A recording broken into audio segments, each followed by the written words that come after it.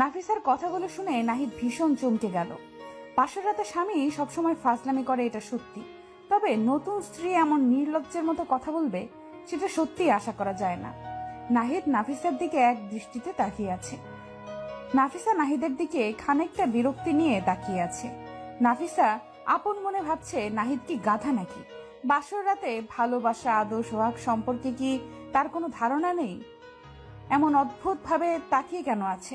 নাফিসা নাহিদকে উদ্দেশ্য করে হকচকিয়ে বলে উঠল, এমন করে তাকিয়ে আছেন কেন? মনে হচ্ছে চোখ দিয়ে গিলে খাবেন আমায়। না মানে আপনার কথার ধরন দেখে আমি খানিকটা অবাক হয়ে যাচ্ছি। আপনি এমন ভাবে কথা বলছেন কেন? ওমা, আপনার সাথে কেমন করে কে বলবো? আপনি আমার স্বামী, আপনার সাথে কথা বলবো না তো কার সাথে গিয়ে কথা বলবো বলুন? কথা বলা ঠিক আছে, কিন্তু আপনি তো অসভ্যতামি করছেন, এটা তো ঠিক নয়। এ মা, আমি আবার কখন অসভ্যতামি করলাম? কি করেছি বলুন আমায়? কি করেছেন আর কি বলেছেন সেটা আমার থেকেও ভালো আপনি জানেন। এখন একটু সরে বসুন, আমি শুভ। শুয়ে পড়বেন মানে? আজ আমাদের বাসর রাত, সেসব কি ভুলে গেছেন নাকি? বাসর রাত দেখে কি আপনাকে মাথায় তুলে বসে থাকতে হবে নাকি? এমন নির্লজ্জের মতো আচরণ করা বন্ধ করুন, আমার এসব পছন্দ নয়। নাহিদের মুখের কথাটা নাফিসার কানে আসতে নাফিসা চমকে উঠল তো ঠিক, সেই সাথে ভীষণ কষ্টও পেল। অনেকটা আশা ভরসা নিয়ে নাহিদকে বিয়ে করেছে সে। প্রেম ভালোবাসা সবার জীবনেই আসে, তবে নাফিসার জীবনে কখনো এসব আসেনি। কারণ নাফিসা সব সময় নিজের স্বামীর অধিকার নিয়ে ভাবত। পাপ কর্ম থেকে নিজেকে সব সময় আড়াল রেখে চলে সে। কিন্তু আজ সেই স্বামীর কাছেই নাফিসার মূল্য নেই। নাফিসা মন খারাপ করে বসে থাকতেই নাহিদ নাফিসার পাশে শুয়ে পড়ল। নাফিসার সাথে একটু কথা বলারও সময় হয়তো তার নেই। নাফিসা কিছু সময় বসে থাকার পর নিশ্চুপ হয়ে নাহিদের পাশে গুটিসুটি হয়ে শুয়ে পড়ল। নাহিদ হঠাৎ করে নাফিসার সাথে এমন আচরণ করছে কেন? কিছুই নাফিসা বুঝতে পারছে না। নাফিসা আপন মনে ভাবছে, নাহিদ কি তাকে মন থেকে মেনে নিতে পারেনি? যদি নাফিসাকে সে মন থেকে নাই বা মেনে নিতে পারে, তবে কেন তাকে বিয়ে করেছে? নাফিসাকে বিয়ে করার জন্য তো কোনো প্রকার চাপ ছিল না। নাফিসা অনেকটা সময় ধরে এসব ভাবলো। নাহিদের কথা ভাবতে ভাবতে কখন যে সে ঘুমিয়ে পড়েছে তা সে বলতে পারবে না। সকালবেলা নাফিসার ঘুম ভাঙলো নাহিদের চিৎকারের শব্দে। নাহিদের চিৎকার শুনে নাফিসা হকচকিয়ে বিছানা থেকে উঠে পড়ে নাহিদের দিকে কৌতূহলপূর্ণ দৃষ্টি নিয়ে তাকালো। নাহিদের দিকে তাকিয়ে নাফিসা প্রশ্নসূচক কণ্ঠে বলতে লাগলো, কি হয়েছে আপনার? সকালবেলা কোনো কারণ ছাড়াই এমন চিৎকার করছেন কেন? তোর কি মনে হয় আমি পাগল? কোনো কারণ ছাড়াই আমি চিৎকার করব? এমন ভাবে কথা বলছেন যে, কি হয়েছে আমায় বলুন তো? কি হয়নি আমায় সেটা বল। রাতে তোকে নিজের কাছে নেইনি বলে সকালবেলা আমায় শক্ত করে জড়িয়ে ধরেছিলি। এতটা নির্লজ্জ কেন তুই? নাহিদের কথা শুনে নাফিসা বুঝতে পারলো তার অপরাধটা আসলে কি। নাহিদকে ঘুমের ঘোরে জড়িয়ে ধরাটা তার অপরাধ ছিল। নাফিসা মাথাটা নিচু করে ফেললো নাহিদের কথা শুনে। নাহিদ নাফিসাকে মাথা নিচু করে থাকতে দেখে আবারও বলতে লাগলো, কি হলো, এখন মাথা নিচু করে আছিস কেন? আমার সাথে নোংরামি করার সময় এটা মনে ছিল না? দেখুন, আমি ইচ্ছে করে আপনাকে স্পর্শ করিনি। আমি ভুলবশত আপনাকে জড়িয়ে ধরেছি। সরি। কিসের সরি? আমি জানি তুই ইচ্ছে করে আমার সাথে এমন করেছিস। তোদের মতো মেয়েদের আমার ভালো করে চেনা আছে। তোরা পুরুষ দেখলেই নিজেদের উপর নিয়ন্ত্রণ রাখতে পারিস না তোরা। নাহিদের কথায় নাফিসার বুকটা কেঁপে উঠল। নাহিদের কথা শুনে নাফিসার বুকটা যেন ক্ষত বিক্ষত হয়ে গেছে। অন্য সব পুরুষের সাথে নাহিদ তার নিজের স্ত্রীকে তুলনা করেছে। এই কথাগুলো কোনোভাবেই মানতে পারছে না নাফিসা। মানুষ অপমান সহ্য করে ঠিক আছে, তবে এমন অপমান কোনোভাবেই সহ্য করা যায় না। নাহিদ নাফিসাকে নিশ্চুপ দেখে নাহিদ আবারও বলল, দেখ, তুই আমার কাছাকাছি আসার কোনো ধরনের চেষ্টা করবি না। আমি তোকে পছন্দ করি না, এই কথাটা মাথায় ঢুকিয়ে নে ভালো করে। জি। নাহিদ বিছানা থেকে রাগে ফুঁসতে ফুঁসতে উঠে গেল। সকাল সকাল নাফিসা তার মুডটাই খারাপ করে দিয়েছে। নাহিদ বিছানা থেকে উঠে ফ্রেশ হতে চলে যায়। নাফিসা খানিক সময় বিছানায় বসে নাহিদের কথাগুলো ভাবতে থাকে। অতঃপর নাফিসা একটা দীর্ঘশ্বাস ফেলে সেও ফ্রেশ হতে চলে যায়। নাহিদ ফ্রেশ হয়ে আসতেই দেখতে পায় নিজের ফোনটা হাতে নিল। ফোনটা হাতে নিতেই নাহিদ চমকে উঠল, কারণ নাহিদের ফোনে তার ভালোবাসার প্রিয়জন ডজন খানেক মিসড কল দিয়েছে। নাহিদ দ্রুত রোজের নাম্বারে কল রিডায়াল করলো। দুবার কল হতেই রোজ নাহিদের কলটা পিক আপ করতেই নাহিদকে উদ্দেশ্য করে শক্ত গলায় বলল, সরি, বাসর রাতে কল করে আপনাকে বিরক্ত করলাম। কিসের বাসর রাত আর কিসের বিরক্ত? পাগল হয়ে গেলে নাকি? পাগল দেখেই তো এখনো আপনার সাথে কথা বলছি। একজন বিবাহিত পুরুষের সাথে আমি এখনো কথা বলছি। রোজ, তুমি যা ভাবছো তা ঠিক নয়। আমি নাফিসার শরীরে একটিবারের জন্য হাত লাগাইনি। আমার মনে প্রাণে শুধুমাত্র তুমি আছো। আমি যদি আপনার মনেই থাকতাম তবে আপনি আমায় বিয়ে করতেন, অন্য কাউকে নয়। আরে পাগলি, তুমি তো জানো আমি পরিবারের চাপে পড়ে এই বিয়েটা করেছি। আমার কোনো ইচ্ছা ছিল না এই বিয়েতে, বিশ্বাস করো। জানি আমি, টিপে ইচ্ছে ছিল আর না ছিল, তাই তো সারা রাত নিজে নতুন বউয়ের সাথে রোমান্টিক ভালোবাসার আদান প্রদান করেছেন। বাজে কথা বন্ধ করো। আমি বলছি তো, ওকে আমি স্পর্শ করিনি আর তুমি কি না বলছো। তাহলে আমি ফোনটা কেন ধরতে পারোনি? আমায় আর শেখাতে হবে না তোমায়। আমিও নতুন করে নিজের জীবন গুছিয়ে নিয়েছি। রনির সাথে আমার রিলেশনশিপ শুরু হয়েছে গতকাল থেকে। আমায় আর বিরক্ত করবেন না। হ্যালো রোজ, প্লিজ আমার কথা শোনো। হ্যালো। নাহিদের সম্পূর্ণ কথা না শুনে রোজ কলটা নাহিদের মুখের উপর কেটে দিল। নাহিদ হ্যালো হ্যালো করেই যাচ্ছে, তবে ওপার থেকে কোনো রেসপন্স পাওয়া যাচ্ছে না। নাহিদ মনটা খারাপ করে ফোনটা কানের উপর থেকে নামিয়ে নিল। রোজ তাকে কি করে অস্বীকার এবং অবিশ্বাস করতে পারে, সেটাই নাহিদ ভাবছে। রোজের উচিত ছিল নাহিদের কথা বিশ্বাস করা। নাহিদ যে কোনোভাবেই রোজের অধিকার অন্য কাউকে দিতে পারে না। নাহিদ বিছানায় বসে পড়ল মন উদাস করে। ওইদিকে নাফিসা ফ্রেশ হয়ে নিয়ে রুমের বাইরে চলে এলো। নাস্তার টেবিলে নাফিসা দেখতে পেল নাহিদের বাবা মা বোন সবাই নিচে বসে আছে। নাফিসাকে দেখে নাহিদের বোন বলতে লাগলো, ওই দেখো মা, ভাবি চলে এসেছে। নূরের কথায় সবাই নাফিসার দিকে দৃষ্টিপাত করলো। নাফিসা মাথা নিচু করে মুচকি একটা হাসি দিয়ে সকলের সাথে বসে নাস্তা সেরে নিল। নাস্তা শেষ করতেই নাফিসার শ্বশুর ও শাশুড়ি চলে যায় নিজেদের রুমে। নাফিসা খাবার প্লেট গুছিয়ে নিচ্ছে, ঠিক এমন সময় নূর নাফিসাকে উদ্দেশ্য করে মুচকি হেসে বলতে লাগলো, ভাবি, ভাইয়া কেমন আদর করলো গো তোমায়? ভালোই করেছে, কিন্তু কেন? কেন কি? আমার তো এখনো বিয়ে হয়নি। সবকিছু জেনে না রাখলে পরে গিয়ে তো ঝামেলাই পড়তে হবে, তাই না? এই জন্য তোমার থেকে সব জেনে নিচ্ছি। সব জেনে রাখাটা ঠিক আছে, তবে একটা কথা আমি তোমায় পার্সোনালি বলতে চাই। কথাটা হলো, স্বামীর বাড়ির সব থেকে কাছের লোকটা হলো তোমার স্বামী, আর সব থেকে দূরের লোকটাও ঠিক সেই তোমার স্বামী। ভাবি, তোমার কথা আমি তো কিছুই বুঝতে পারলাম না। আমায় একটু খোলাসা করে বলো না। খোলাসা করে বলার কিছু নেই, সময় মতো তুমি নিজেই সবটা বুঝতে পারবে। একটু অপেক্ষা করো শুধু। নাফিসা নূরের দিকে তাকিয়ে মুচকি হাসি দিয়ে চলে যায় নিজের রুমের দিকে। নূর নাফিসার দিকে প্রশ্নসূচক দৃষ্টিতে এখনো তাকিয়ে আছে। নাফিসার কথাগুলো যেন তার মাথার মধ্যে জটলা পাকিয়ে ফেলেছে। নাফিসা নিজের রুমে এসে দেখলো নাহিদ উদাস করে বসে আছে। নাফিসা নিজের রুমে এসে দেখলো নাহিদ মন উদাস করে বসে আছে। নাফিসার যদিও ইচ্ছে করছে নাহিদের মন খারাপের কারণ জানতে, তবে এখন নাহিদকে কিছু জিজ্ঞেস করার মানে গায়ে পড়ে অপমানিত হওয়া, যেটা নাফিসা করতে চাইছে না। নাফিসা নিজের কাজ করতে লাগলো। ওইদিকে নাহিদ কিছু সময় রুমের মধ্যে দুম করে বসে থেকে অতঃপর রুম থেকে বেরিয়ে যায়। নাহিদ বাইরের থেকে বেরিয়ে সোজা চলে যায় রোজের সাথে দেখা করতে। যে করেই হোক রোজের রাগ ভাঙাতে হবে তার। রোজ আর তার ভালোবাসার সম্পর্ক এমন করে শেষ হয়ে যেতে পারে না। এই ভালোবাসাকে নাহিদকেই টিকিয়ে রাখতে হবে। নাহিদ বাড়ির থেকে বেরিয়ে সোজা চলে যায় রোজের বাড়ির সামনে। রোজের বাড়ির সামনে এসে নাফিসা রোজকে কল করে। প্রায় 5 থেকে 6 বার রিং হবার পর রোজ কলটা পিক করে। নাহিদ কলটা পিক হতেই রোজকে উদ্দেশ্য করে মলিন কণ্ঠে বলতে লাগলো, রোজ, আমি কতক্ষণ ধরে কল করছি, তুমি কি দেখতে পাচ্ছিলে না? আমি তোমার সাথে দেখা করতে এসেছি। তোমার বাড়ির নিচে আছি আমি, একটু নিচে আসো।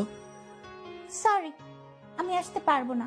তাছাড়া বিয়ে করার পরও তোমার কেন আমার প্রয়োজন হলো? তোমার স্ত্রী কি তোমায় সুখ দিতে পারছে না? রোজ, আমি জানি তুমি আমার উপর রেগে আছো, আর তোমার রাগ করাটাও জায়েজ, কিন্তু বিশ্বাস করো আমার আর নাফিসার মধ্যে কোনো ধরনের সম্পর্ক নেই। একটু বিশ্বাস করো আমায় প্লিজ। আমি তো তোমাকে বিশ্বাস করি। তুমি এক কাজ করো, আমার সাথে যদি তোমার সম্পর্ক রাখতে ইচ্ছা হয় তবে তুমি নাফিসাকে ডিভোর্স দিয়ে দাও। ওকে ডিভোর্স দিয়ে তোমার সব সম্পত্তি আমার নামে করে দাও, তারপর আমি তোমায় বিয়ে করব। রোজের কথা শুনে নাহিদের আর বুঝতে বাকি থাকলো না যে আসলে রোজ কি চাইছে। রোজ চাইছে নাফিসাকে ছেড়ে দিয়ে সে নাহিদের স্ত্রী তো নামমাত্র হবে। আসলে নাহিদের সম্পত্তির উপর রোজের দৃষ্টি। রোজের কথাগুলো শোনার পর কোনোভাবেই নাহিদ আর রোজের সাথে কথা বলতে চাইছে না।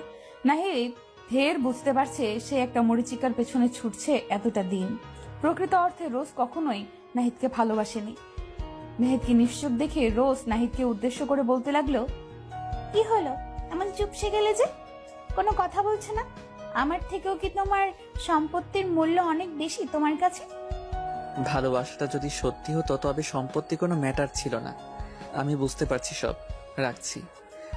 নাহিদ ফোনটা কেটে দিয়ে ফোনটা রাস্তার পাশে ছুঁড়ে মারলো। নিজেকে ভীষণ অপরাধী মনে হচ্ছে তার। একটা মানুষ ভালোবাসার নামে দিনের পর দিন তাকে ঠকিয়ে গেছে, আর নাহিদ সেই প্রতারকের কথা ভেবে সেই প্রতারকের জন্য নিজেকে কষ্ট দিয়েছে। একটা নির্দোষ মেয়ের সাথে বাজে ব্যবহার করেছে নাহিদ। নিজের উপর নিজের ঘৃণাবোধ কাজ করছে তার। নাহিদের চোখের কোণে নোনা জল এসে জমা হলো। কয়েক ফোঁটা নোনা জল এক পলকেই পড়ে যায় মাটিতে। এই চোখের জল রোজের জন্য নয়, বরং এই চোখের জল নিজেকে ধিক্কার দিতে এসেছে। নাহিদ রোজের বাড়ির থেকে সোজা নিজের বাড়ি চলে এলো। বাড়ি ফিরতেই নাহিদ নিজের রুমে চলে এলো। রুমে এসে নাহিদ দেখতে পায় নাফিসা রুমেই আছে। নাহিদের চোখ জোরে রক্তবর্ণ ধারণ করে আছে। নাহিদ নিজের জায়গা থেকে উঠে নাফিসা নিজের জায়গা থেকে উঠে নাহিদের দিকে এগিয়ে গিয়ে নাহিদকে উদ্দেশ্য করে কৌতূহলপূর্ণ কণ্ঠে বলল, আপনার চোখ জোড়া এমন রক্তবর্ণ ধারণ করে আছে কেন? কি হয়েছে আপনার? সব ঠিক আছে তো? নাফিসার কথার বিপরীতে নাহিদ কোনো শব্দ করলো না। নাহিদ এক ঝাটকায় নাফিসার দিকে এগিয়ে এসে দুম করে নিজের বুকে নাফিসাকে টেনে নিল। নাফিসাকে বুকে নিয়ে শক্ত করে জড়িয়ে ধরলো নাহিদ। নাহিদের এমন কাজে নাফিসা ভীষণ চমকে যায়। নাফিসার কাছে এসব যেন স্বপ্ন মনে হচ্ছে। নাফিসা তো নিজের স্বামীর কাছে একটু ভালোবাসাই প্রত্যাশা করেছে। আজ তার স্বামী তাকে নিজের বুকে নিয়ে ভালোবাসার পরশ দিচ্ছে। নাফিসা নিশ্চুপ হয়ে একটা ঘুরে চলে যায়। নাহিদ নাফিসাকে শক্ত করে জড়িয়ে ধরে নাফিসার কানের কাছে মুখ এগিয়ে নিয়ে গিয়ে ফিসফিস করে নাফিসাকে উদ্দেশ্য করে বলতে লাগলো, ভালোবাসি তোমায়, অনেক ভালোবাসি। আমায় কখনো ছেড়ে যেও না প্লিজ। আমি অনেক বাজে ব্যবহার করেছি তোমার সাথে, ওই সবের জন্য আমায় ক্ষমা করে দাও তুমি। এসব কি বলছেন আপনি? স্ত্রীর কাছে স্বামীর কোনো অপরাধ থাকতে পারে না। না, থাকতে পারে। আমি তোমার সাথে অনেক অন্যায় করেছি, আমায় ক্ষমা করে দাও। ক্ষমা করতে পারবো না, তবে ভালোবাসা দিতে পারবো, সেটাও মন ভরে। চলবে তো? নাফিসার কথাটা শেষ হতেই নাহিদ যেন আরো শক্ত করে নাফিসাকে নিজের বুকের সাথে লেপ্টে নিল। নাহিদ আজ নিজের সমস্ত ভুলগুলো বুঝতে পেরেছে। নাহিদ বুঝতে পেরেছে সে একটা মরিচিকার পেছনে ছুটে নিজের সত্যিকারের ভালোবাসাকে তুচ্ছ তাচ্ছিল্য করেছে। আসলে নাফিসাই তার জীবনের সত্যিকারের ভালোবাসা। নাহিদ আর চাইছে না নিজের স্ত্রীকে ঠকাতে, আর চাইছে না নিজের থেকে দূরে নিজের স্ত্রীকে রাখতে। ভালোবাসায় সিক্ত হয়ে যেতে চাইছে দুটি হৃদয়। নাফিসা নিজের ভালোবাসার প্রিয় মানুষটির বুকে মাথা দিয়ে পরম শান্তি নিতে পেরে নিজেকে যেন আরো ধন্য মনে করতে লাগলো। এই যে মিস্টার, আপনার হাত সাবধানে রাখুন। কেন গো, আমার হাত আবার তোমার কি ক্ষতি করলো? আপনার হাত এসে বারবার আমার কোমর স্পর্শ করছে, এসবের মানে কি? এসবের মানে বোঝো না? তাছাড়া আমার হাত আপনার কোমর স্পর্শ করলে সেটাতে আমার কি দোষ? আপনার কি দোষ মানে? আমার কোমর স্পর্শ করে বলছেন আপনার কোনো দোষ নেই? না তো, আমি আপনার কোমর স্পর্শ করলেও কি আমার মনের মধ্যে তো আর কোনো পাপ নেই? Shut up! রাস্তাঘাটে মেয়ে দেখলে লুচ্চামি করতে ইচ্ছে করে, তাই না? হয়তো তাই করে। বাই দ্য ওয়ে, আমার স্পর্শে আপনার ভিতরে কেমন অনুভূতি জাগালো সেটা তো বললেন না মিস। এটা যদি পাবলিক প্লেস না হতো না, বিশ্বাস করুন আপনার এই অসভ্যতামের সঠিক জবাব আমি নিজেই দিয়ে দিতাম। তাই নাকি? তাহলে বলুন কোথায় আসতে হবে? আমার স্পর্শ পাবার পর সব নারী এমন পাগল হয়ে যায়, বারবার চায় আমার স্পর্শ পায়। আল্লাহ, কোথায় যাব আমি? স্টুপিড! কলেজ ক্যাম্পাসের সামনে অধরার কোমর স্পর্শ করে নোংরামি করে অয়ন। অয়নের এমন নোংরামি দেখে রাগে ফুঁসতে থাকে অধরা। কলেজের ভিপি যদি এমন নোংরামি কাজ করে ক্যাম্পাসের মধ্যে, তবে সেটা কোনোভাবেই সুখকর ব্যাপার নয়। অধরা অয়নকে চোখ রাঙানি দিয়ে ক্যাম্পাস থেকে বেরিয়ে বাড়ির উদ্দেশ্যে রওনা দিল। অধরা সারা শরীর রাগে জ্বলে যাচ্ছে। একটা ছেলে এতটা নোংরা মানসিকতার কেমন করে হতে পারে, সেটাই তো ভাবছে অধরা। পুরো কলেজের সকল স্টুডেন্টের সামনে অয়ন এমন একটা কাজ করেছে, অধরার চোখ থেকে জল চলে আসছে প্রায়। অয়ন তাকে স্পর্শ করেছে বলে নয়, বরং অয়নকে তার উচিত জবাব দিতে না পেরে অধরার চোখে জল আসছে। অধরা চলে যেতেই অয়ন দাঁত বের করে পাগলের মতো হাসতে লাগলো। অয়নের বন্ধু অভি এসে অয়নকে উদ্দেশ্য করে কৌতূহলপূর্ণ কণ্ঠে বলল, কিরে দোষ, তুই এমন করে হাসছিস কেন? কি হয়েছে? আরে তেমন কিছু না, ছাড়ো তো এইসব। এখন বল, তোর মূর্খের উপর হঠাৎ করে 12টা কেন বেজে আছে? কি হয়েছে? আর বলিস না, গতকাল কলেজে তুই যে মেয়েটাকে টিজ করেছিস, সেই মেয়েটা প্রিন্সিপালের কাছে নালিশ করেছে তোর নামে। প্রিন্সিপাল তোকে জরুরি অফিস রুমে দেখা করতে বলেছে। আহ, ওকে মেয়ে বলে ডাকিস নে পাগলা, ওটা তোর ভাবি হয়। ভাবি, যাই দেখে আসি আমার হবু বউটা আমার নামে কি কমপ্লেন করে আসলো। অয়ন অভির থেকে বিদায় নিয়ে প্রিন্সিপালের রুমে চলে আসে। প্রিন্সিপালের রুমে আসতে প্রিন্সিপাল কড়া কণ্ঠে অয়নকে শাসিয়ে দেয়। অধরা অয়নের নামে ইফটিজিং এর অভিযোগ করেছে। অয়ন অধরার অভিযোগটা শুনে ভীষণ অবাক হয়, কারণ হবু বউকে একটু টাচ করলে কি সেটা ইফটিজিং হয়? অয়ন তো মনে প্রাণে অধরাকে নিজের স্ত্রী বলেই মেনে নিয়েছে, এখন শুধু অধরার মানা বাকি। অয়ন প্রিন্সিপালের বকা খেয়ে কলেজ থেকে সোজা বাড়ি চলে আসে। বিকেলে আবার অধরার বাড়ির সামনেই আড্ডা মারতে যেতে হবে, ওখানে লেট করে যাওয়া একদমই চলবে না। অয়ন বাড়ি আসতে অয়নের মা অয়নকে উদ্দেশ্য করে বলল, অয়ন, আজকাল কখন বাড়ি ফিরিস আর কখন বাহিরে যাস, কোনো কিছুই তো আমাদের বলে যাস না। এটা কি উচিত? আরে মা, আমি কি এখনো ছোট বাচ্চা আছি নাকি? আমায় নিয়ে এত ভয় কেন পাও তোমরা? সত্যি আমি বুঝি না। বুঝবি কেমন করে? যেদিন সন্তানের বাবা হবি সেদিনই বুঝবি মা বাবা চিন্তা কেন হয়। ওকে মা, হয়েছে, আর কখনো না বলে কোথাও যাব না আমি। এবার ঠিক আছে? ফ্রেশ হয়ে আয়, আমি খাবার দিচ্ছি। ওকে, এখনই আসছি। অয়ন ফ্রেশ হয়ে এসে খাবার খাচ্ছে আর আপন মনে অধরার কথা ভাবছে। অধরার সাথে এতটা বাজে ব্যবহার করার পরেও মেয়েটা অয়নের উপর হাত তুলছে না। কেন তুলছে না? তবে কি অয়নকে সে পছন্দ করে? না, মুখে মুখে তো অয়নকে সহ্য করতেই পারে না অধরা, তাহলে পছন্দ করবে কেমন করে? অয়ন খাবার শেষ করে খানিক সময় রেস্ট করে বাড়ি থেকে বেরিয়ে সোজা চলে যায় অধরার বাড়ির সামনে। অধরার বাড়ির সামনে এসে অয়ন অধরার জন্য অপেক্ষা করছে। রোজ এই সময় অধরা বাড়ি থেকে বাইরে বের হয়। অয়ন খানিক সময় অপেক্ষা করতেই অধরা নিজের বাড়ি থেকে বেরিয়ে এলো। অয়ন প্রতিদিনের মতো ঠিক অধরার পেছন পেছন চলতে লাগলো। অধরা অয়নকে দেখতে পেয়ে ভীষণ বিরক্তি বোধ করছে। অয়ন পেছন থেকে অধরাকে উদ্দেশ্য করে মৃদু কণ্ঠে বলতে লাগলো, কি হলো জনাবা, এত চুপ কেন? আজ বুঝি আর ঝাড়ি দিবেন না? দেখুন, আমি আপনার সাথে কথা বলতে চাই না, তারপরও কেন আমায় বিরক্ত করছে? কি চাই আপনার? যা চাই তাই দিবেন? যদি আমার সাধ্যের মধ্যে থাকে তবে অবশ্যই চেষ্টা করব। আমার তো টাকা পয়সার প্রয়োজন নেই, শুধু আপনার ভালোবাসার প্রয়োজন। এটা দিয়ে দাও, আমি আর কোনো ধরনের ফাইজলামি করব না, প্রমিস। অয়নের কথাটি শুনে অধরা তাচ্ছিল্যকর একটা হাসি দিয়ে ফেললো। অয়ন অধরার হাসির শব্দ শুনে ভীষণ অবাক হয়ে যায়। অয়ন অধরাকে আবারও বলতে লাগলো, কি হলো, হঠাৎ করে হাসছো কেন? আমি কি কোনো জোকস বলেছি? আমার থেকে ভালোবাসা চাইতে আপনার একটু লজ্জা করলো না? মানে কি ভাবেন আপনি নিজেকে? আপনার এই অত্যাচার সহ্য করছি বলে কি আপনার সব কথা আমি নীরবে মেনে নেব? আপনাকে ভালোবাসার কথা আমি কখনো ভাবতেও পারি না। আপনি একটা ওয়েট, তোমার ভাবনার কথা আমি জানতে চাইনি। যতদিন আমায় ভালোবাসা না দিবে ততদিন এই অয়ন চৌধুরীর রোমান্টিক অত্যাচার সহ্য করতে হবে। তোমার সাথে ভালোভাবে কথাই বলা যায় না। আপনাকে কথাও কেউ বলতে বলেন, আর না বলেছে বিরক্ত করতে। প্লিজ আমায় আর জ্বালাতন করিয়েন না। তোমার এই মিষ্টি কথায় চিরা ভিজবে না, আমি তো জ্বালাবোই, আরো বেশি করে জ্বালাবো। অয়ন কথাটি শেষ করতেই অধরার হাত ধরে ফেললো।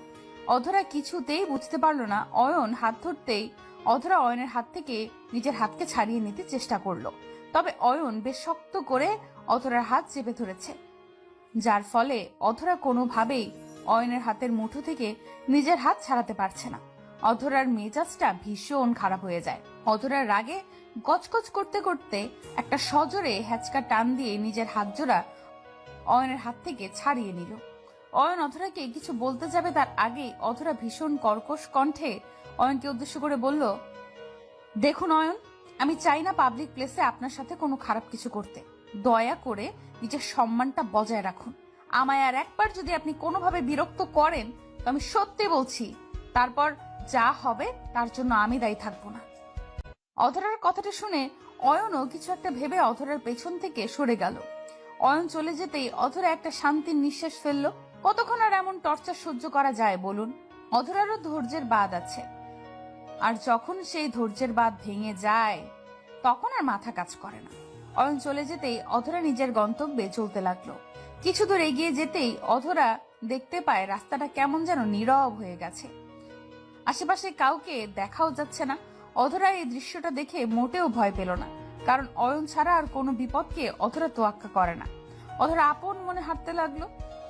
অধরা হাঁটছে আর অনুভব করছে কেউ একজন আছে যে কিনা অধরাকে এখনো ফলো করছে। তবে কে এসে সেটা অধরা বুঝতে পারছে না।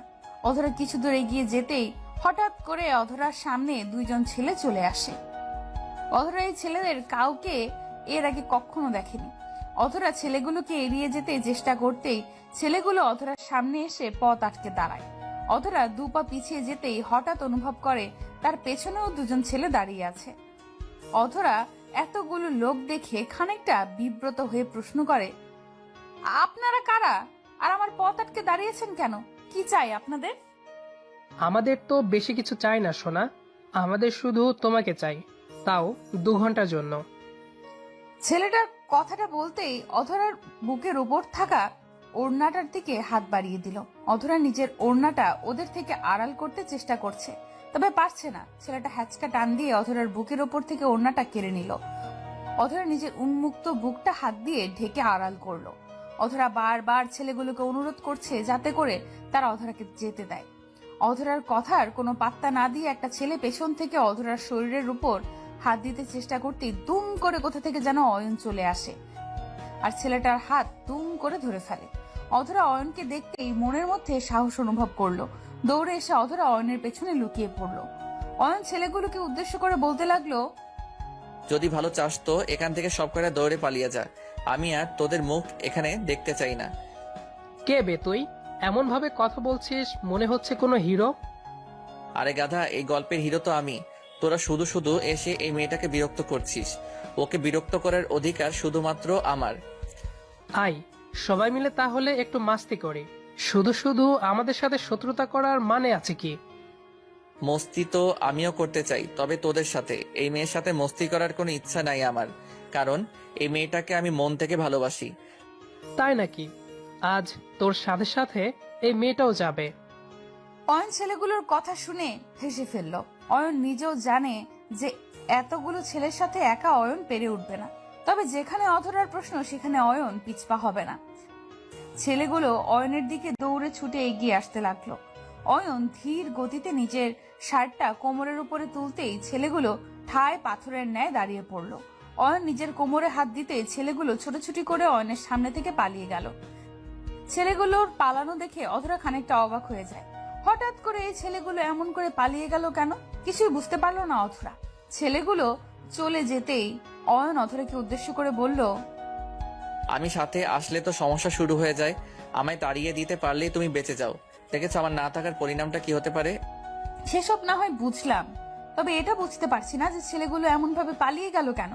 আপনি কি ওদের চেনেন আগে থেকে? এদেরকে আমি চিনবো কোথা থেকে? নিজের ক্লাসের স্টুডেন্টদেরও ঠিক মতো চিনি না, আবার এই বখাটেগুলো। ওদেরকে বখাটে বললেন কেন? ওরা আর আপনি তো এক, দুজনের কাজই এক, ইফটিজিং করা। তাই না? ওরা আর আমি এক না। ওকে, আমি একজনকে জ্বালাতন করি, তাও তাকে ভালোবাসি বলে। আর ওরা তো সবার সাথে এমন করে। ওরা আর আমি এক হলাম কেমন করে? পাপ অল্প করা আর বেশি করা এক ব্যাপার, আপনাকে বুঝিয়ে লাভ নেই। এটা কি হলো? আমি তোমাকে সাহায্য করলাম আর তুমি আমায় ধন্যবাদ না দিয়ে এমন ভাবে অপমান করছো? এটা কিন্তু একদম ঠিক কথা না অধরা। ও আচ্ছা, ধন্যবাদ হয়েছে। হুম, কেউ আমায় ধন্যবাদ বললে আমি তাকে রিটার্ন কিছু দিয়ে দিই, আর তোমাকে রিটার্ন কিছু দিতে চাই। আপনি আমায় আবার কি রিটার্ন দিবেন? সেটা না হয় আমি নিজেই বুঝে নিলাম, তোমায় ভাবতে হবে না। অয়ন কথাটা বলতেই অধরার দিকে এগিয়ে এলো। অধরা অয়নের দিকে এক দৃষ্টিতে তাকিয়ে আছে। অধরা বোঝার চেষ্টা করছে অয়ন কি করতে চলেছে। অয়ন অধরাকে বেশি সময় দিল না। দুম করে অধরার গালের উপর নিজের হাত জোড়া চেপে ধরলো। অধরার গালে চুমু পড়তেই অধরা চোখ জোড়া ছানা বড়া হয়ে যায়। অয়ন অধরার গালে চুমু খেয়ে অধরাকে বাই বলে দ্রুত চলে যায়। অধরা নিজের গালের উপর হাত জোড়া রেখে অবাক হয়ে ঠায় দাঁড়িয়ে থাকলো।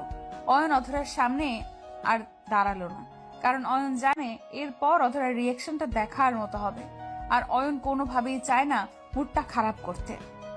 তাই খানিকটা পালিয়েই গেল অয়ন। অধরা বাড়ি আসার পর থেকে কেন জানি নিজের অজান্তেই বারবার অয়নের কথা ভাবতে লাগলো সে। অয়নের প্রতি হঠাৎ করে এতটা ভালো লাগা কেমন করে জন্মালো তার? নিজের কাছেই এর উত্তরটা অজানা হয়ে আছে। 2 দিন ধরে অয়ন আর অধরার কোনো দেখা হয়নি, আর না হয়েছে কোনো কথা। অধরাও এই 2টি দিন অয়নকে না দেখতে পেয়ে, অয়নের সাথে কথা না বলতে পেরে মনমরা হয়ে গেছে। কোনো কাজেই তার মন বসছে না, বারবার অয়নের ফাজলামি টিজিং গুলো মিস করছে সে। ছেলেটা তো আর কারোর সাথে এমন করে না, শুধু তো অধরার সাথেই এমন করে। অধরা অয়নের মাঝে নিজের ভালোবাসাকে খুঁজতে লাগলো। 2 দিন পর হঠাৎ করেই অধরার বাড়ির কলিং বেলটা বেজে উঠলো। নিজের রুম থেকে বেরিয়ে আসার কোনো ইচ্ছা না থাকার পরেও অধরা বেরিয়ে এসে দরজা খুলতেই দেখতে পায় অয়ন আর তার পাশে কিছু লোক আছে। অধরা একটু চমকে গিয়ে বলে উঠল, অয়ন, ওনারা কারা? আর তুমি এতদিন পর কোথা থেকে এলে?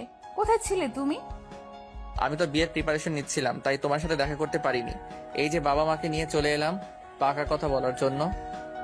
অয়নের কথার কোনো আগামাথা খুঁজে পেল না অধরা, শুধুমাত্র অবাক হয়ে দরজার সামনে দাঁড়িয়ে থাকলো সে। অয়নের গলার কণ্ঠস্বর পেতেই অধরার বাবা মা চলে আসলো। ওনারা আগে থেকেই জানতো অয়নের ব্যাপারে, আর আজ যে তারা দেখা করতে আসবে, অধরাকে দেখতে আসবে, সেটাও তারা আগে থেকেই জানতো। তবে অধরাকে সারপ্রাইজ দিবে বলে তাকে কিছু জানানো হয়নি। অতঃপর আর কি, অয়ন আর অধরার বিয়ের কথা পাকা হয়ে যায়। বিয়ের কথা পাকা হবার আগে অধরার থেকে তার সিদ্ধান্ত জিজ্ঞেস করতেই অধরা প্রথমে তো সরাসরি না করে দেয়। তবে অয়ন তো আর যেমন তেমন পাগল না, আস্ত একটা পাগল। ঠিক অধরাকে রাজি করিয়েই নিল। আমার ঠোঁটের দিকে এক দৃষ্টিতে তাকিয়ে আছো কেন? কোথায় তাকালাম? আমি তো তোমার চোখের দিকে তাকিয়ে আছি। মিথ্যা বলো না, আমি দেখেছি কোথায় তাকিয়েছো। তোমার চোখ খারাপ হয়ে গেছে। আমার চোখ কেন খারাপ হতে যাবে? আমার মতো ভালো চোখের মানুষ তুমি আর দুটো খুঁজে পাবে? আপনার চোখ সম্পর্কে আমার আইডিয়া আছে। এখন বলুন, আর কত সময় ধরে এখানেই বসে থাকবেন? বাড়ি ফিরবেন না? না, ফিরবো না। আজ সারাদিন আমরা এখানে বসে গল্প করব।